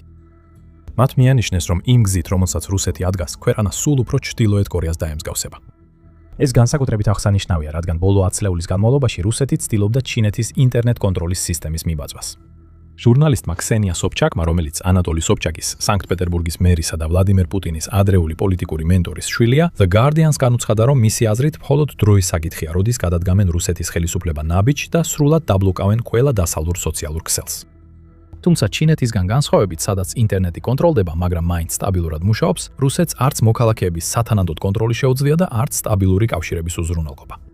მაგალითად, ბიზნესები ჩიოდნენ, რომ მუდმივად კარგავდნენ ფართოზოლოვან ინტერნეტს, რაზეც მთავრობამ უპასუხა, რომ ცდილობდა მნიშვნელოვანი ობიექტებისთვის ინტერნეტზე წვდომის შეზღუდვას უსაფრთხოების გასაუმჯობესებლად, ანუ იმისთვის, რომ ისინი ნაკლებად მოწყვლადები ყოფილიყვნენ დრონების თვალთვალის მიმართ. მიუხედავად იმისა, წარმატებული იქნება თუ არა ეს, როგორც ჩანს, ეს არის რუსეთის შიდა პოლიტიკის განზრახული მიმართულება, სადაც ინფორმაციული სივრცე უფრო და უფრო დაიხურება და ყოველი ასეთი დახურვა ახალ უკმაყოფილების ტალღას გამოიწვევს. საზოგადოება ან შეეცდება ამ შეზღუდვების გვერდისავლას, ან სრულად მიიღებს მთავრობის პრის პროპაგანდას, რის შედეგადაც მედია და საგანმანათლებლო სისტემა უფრო და უფრო მილიტარისტული გახდება და საბჭოთა რეჟიმის დონეს მიაღწევს. და ყველამ მიცით, როგორ დასრულდა ეს საბჭოთა კავშირისათვის. ყველაზე ნათელი სურათი იმისა, თუ სად ვდგავართ, მოდის პუტინის უახლოესი წრიდან, სადაც ბედი შეიცვალა. გაზეთი Guardian-ი, რომელიც ეკარნობა ინტერვიუებს რუსეთის ხელმძღვანელობის გარემოცვაში მყოფ რამდენიმე პირთან და ცნობილ ოფიციალურ პირებთან, პუტინს აღწერს როგორც იზოლირებულ ლიდერს, რომლის გარშემოც ელიტა სწრაფად კარგავს ნდობას. რა თქმა უნდა, ისინი ღიად არ გეგმავენ ხელისუფლების შეცვლას, რადგან მათგან არც ერთი ვერ გადაურჩებოდა ასეთ ქმედებას. მიმდინარეობს საუბრები რწმენის დაკარგვაზე რუსეთის ამჟამინდელი ლიდერის მიმართ და ეს დაკარგული რწმენა ფაქტობრივად ქვეყნის ავტორიტარული მმართველობის ნელ-ნელა დეგრადაციაში აისახება. პუტინი როგორც ჩანს უკვე აცნობიერებს იმ ნარატივს, რომელიც მის ფსიქოლოგიურ მდგომარეობასა და ლიდერულ უნარებზე ვრცელდება. ევროპული სადაზვერო ანგარიში, რომელიც მაისის დასაწყისში რამდენიმე მედია საშუალებას გაუზიარეს და სავარაუდოდ ერთ-ერთმა ევროპულმა ქვეყანამ მოამზადა, ამტკიცებდა, რომ პუტინის გარშემო უსაფრთხოების ზომები მარტის შემდეგ მნიშვნელოვნად გამკაცრდა. შესაძლოა შეთქმულების ან გადატრიალების შიშის გამო და ვარაუდობდნენ, რომ ყოფილი თავდაცვის მინისტრი სერგეი შოიგუ შესაძლოა საფრთხედ იქცეს. ამ ცნობების გავრცელებიდან ერთი კვირის შემდეგ კრემლმა გაავრცელა საგულდაგულოდ მომზადებული ვიდეო, სადაც პუტინი თავის ყოფილ მასწავლებელს, ვერა გარეევიჩს, ცენტრალურ მოსკოვში სტუმრობს. ვიდეოში პუტინი მოდუნებული ჩანდა, ეცვა თითქოს ყოველდღიური ტანსაცმელი, თითქოს სპეციალურად ცდილობდა გაეფანტა ის აზრი, რომ ის ბუნკერში იმალებოდა. მაგრამ თავად დადგმა მენტყველებს ზეწოლაზე. 25 წლიანი მმართველობის შემდეგ კრემლი იძულებულია გაავრცელოს ვიდეო, სადაც პუტინი ყვავილებს ყიდულობს, რათა დაამტკიცოს, რომ არ ეშინია. მთავრობამ ასევე უარყო შოიგუს სცენარი. დააკავა რამდენიმე ყოფილი თავდაცვის მინისტრის ახლო თანამშრომელი და ამით კიდევ უფრო დააშორა იგი პუტინის გარემოცვას. ანალიტიკოსების უმეტესობამ ახლა მიიჩნევს, რომ თუ პუტინის მმართველობისთვის რეალური საფრთხე გაჩნდება, ის სწორედ მისი გარემოცვიდან გამოვა. ეს იქნება ადამიანი, რომელსაც ექნება ცდომა, ინსტიტუციური მხარდაჭერა და რწმენა, რომ მიმდინარე კურსი ნამდვილად კატასტროფული. პირადი ჯგუფი როგორც ჩანს ჯერ არ არსებობს ან არ გამოჩენილა. და რუსეთის მმართველ და ოლიგარქიულ კლასებს, როგორც ჩანს, აწუხებთ ის, რასაც შეიძლება პასუხისგებლობის დაშლა ეწოდოს. ყველას ეშინია პუტინის და არავინ ენდობა მას. რუსეთის პრეზიდენტმა ასევე 300 წლეულის უმეტესი ნაწილი დახარჯა იმისთვის, რომ დაშალა მაღალი კლასი და მისი ადგილი ისეთი ელიტით შეავსო, რომელიც სრულად ემორჩილება მას. არავის რეალურად არ უნდა პირველი ნაბიჯის გადადგმა. ამის ნაცვლად ოლიგარქები ან რუსეთში იმალებიან, ან საერთოდ ქვეყნის გარეთ არიან და ელოდებიან, როდის დადგება გარდაუვალი მომენტი და ვინმე სხვა დაშლის რუსეთის ამჟამინდელ რეჟიმს. მაგრამ ადამიანები, რომლებსაც ალბათ ყველაზე მეტად აქვთ შესაძლებლობა და რესურსი ცვლილებების მოსახდენად, პარალიზებულები არიან და უყურებენ, როგორ იძირება ქვეყნის ეკონომიკა უბსკრულში. თუნდაც ყველაფერს გვერდზე გადავდოთ. სვერპლი, მობილიზაციის კრიზისები, ეკონომიკური ზეწოლა, ინფორმაციის ჩახშობა, ელიტის იმედგაცრუება. არსებობს უკრაინაში ომის გეოპოლიტიკური განზომილება და მისი მიმდინარე ტრაექტორია. რობერტ სერვისი, გახსოვდეთ, რომ ის ბრიტანეთის ერთ-ერთი წამყვანი ექსპერტია საბჭოთა ისტორიასა და გეოპოლიტიკაში. პუტინის უკრაინაში შეჭრას გიგანტურ გეოპოლიტიკურ შეცდომად მოიხსენიებს და ის ამაში მარტო არ არის. დაფიქრდით, რა ჰქონდა რუსეთს და რა არჩია პუტინმა ამით გაეკეთებინა.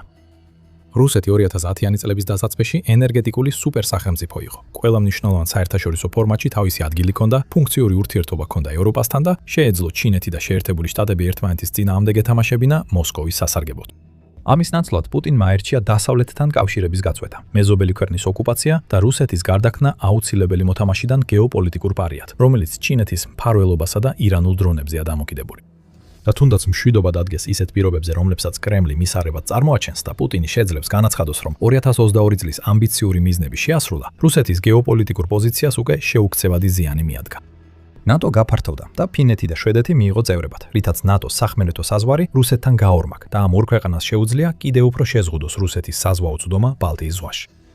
ევროპის თავდაცვითი ხარჯები მკვეთრად გაიზარდა. კონტინენტის მასშტაბით ქვეყნები საბოლოოდ აკმაყოფილებენ ნატოს მოთხოვნას MŠP-ს 2%-ზე, ხოლო ყველაზე დიდი ეკონომიკა დაპირდა, რომ ეს მაჩვენებელი 3.5%-მდე აიძებს. თანამშრომლობისა და ინფრასტრუქტურული ძალისხმევის შედეგად 4 წლის შემდეგ, მას შემდეგ რაც დრონებმა, რაკეტებმა და ტანკებმა დაარტყეს, უკრაინა ჩამოყალიბდა როგორც ბრძოლა გამოვლილი სამხედრო ძალა, რომელსაც მჭიდრო კავშირები აქვს დასავლეთის დაზვერვასა და თავდაცვის ინდუსტრიებთან.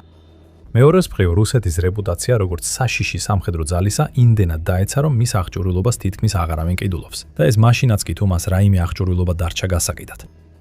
და გახსოვდეთ, არაერთხელ თქმულა, რომ პუტინი უკრაინას მხოლოდ დასაწყისად მიიჩნევდა. როცა ომი დაიწყო, ანალიტიკოსები ფიქრობდნენ, რომ პუტინი დაიკავებდა ჩამოშლილ უკრაინას და შემდეგ 2025 წელს ნატოსთან სრულმასშტაბიან კონფლიქტზე გადავიდოდა. შემდეგ ეს ვადები 2027 წლამდე გადაიწია, შემდეგ კი ომის შემდეგ მომდევნო რამდენიმე წელზე ბუნდოვნად ისმოდა საუბარი. დღეს გაურკვეველია, შეძლებს თუ არა რუსეთი საერთოდ სხვა ქვეყნის წინააღმდეგ შეტევის განხორციელებას. რეალობის მიუხედავად, პუტინის აგრესიულობა როგორც ჩანს, შემცირებულა. მან მეოთხედი საუკუნე დახარჯა იმაზე, რომ თავი წარმოეჩინა იმ ადამიანად, რომელმაც რუსეთს ღირსება დაუბრუნა, რომელიც დასავლეთის ფარისევლობას ამხელს და 73 წლის ასაკში ის უკვე უფრო ასაკოვანს გავს. ეს იმიჯი ნელ-ნელა იბზარება. მართლმა, რომელმაც არასტაბილური 1990-იანი წლების შემდეგ სტაბილურობა მოიტანა, ეს მემკვიდრეობა წყალში ჩაყარა. ასე რომ, სად მთავრდება ეს ყველაფერი? პატიოსანი პასუხი ისაა, რომ არავინ იცის, მათ შორის არც რუსეთის ხელმძღვანელობასთან ყველაზე ახლოს მყოფი ადამიანები. რაც 2026 წლის გაზაფხულმა ნათელი გახადა, არის ის, რომ უკრაინაში ომი როგორც ჩანს გაგრძელდება მინიმუმ 2026 წლის ბოლომდე. ამასობაში რუსეთს მოუწევს გაუძლოს შიდა წნეხების კასკადს. ერთი თაობის დანაკარგებს, დამახინჯებულ ეკონომიკას, რეალობისგან მოწყვეტილ საინფორმაციო სივრცეს და ელიტას, რომელიც სადილის მაგიდებთან მსჯელობს. რამდენად გავს რუსეთი ჩრდილოეთ კორეას. თუ ეს ვიდეო თქვენთვის ღირებული იყო, გამოიწერეთ სამხედრო არხი, რათა მიიღოთ უფრო სიღრმისეული ანალიზი იმ კონფლიქტებისა და ძალების შესახებ, რომლებიც აყალიბებენ მსოფლიოს. და თუ გსურთ უფრო დეტალურად გაიგოთ, როგორ ჩამოიშალა რუსეთის სამხედრო ძალა, რამაც ეს ვითარება გამოიწვია, ნახეთ ეს ვიდეო. და მადლობა თქვენ როგორც ყოველთვის ურებისთვის.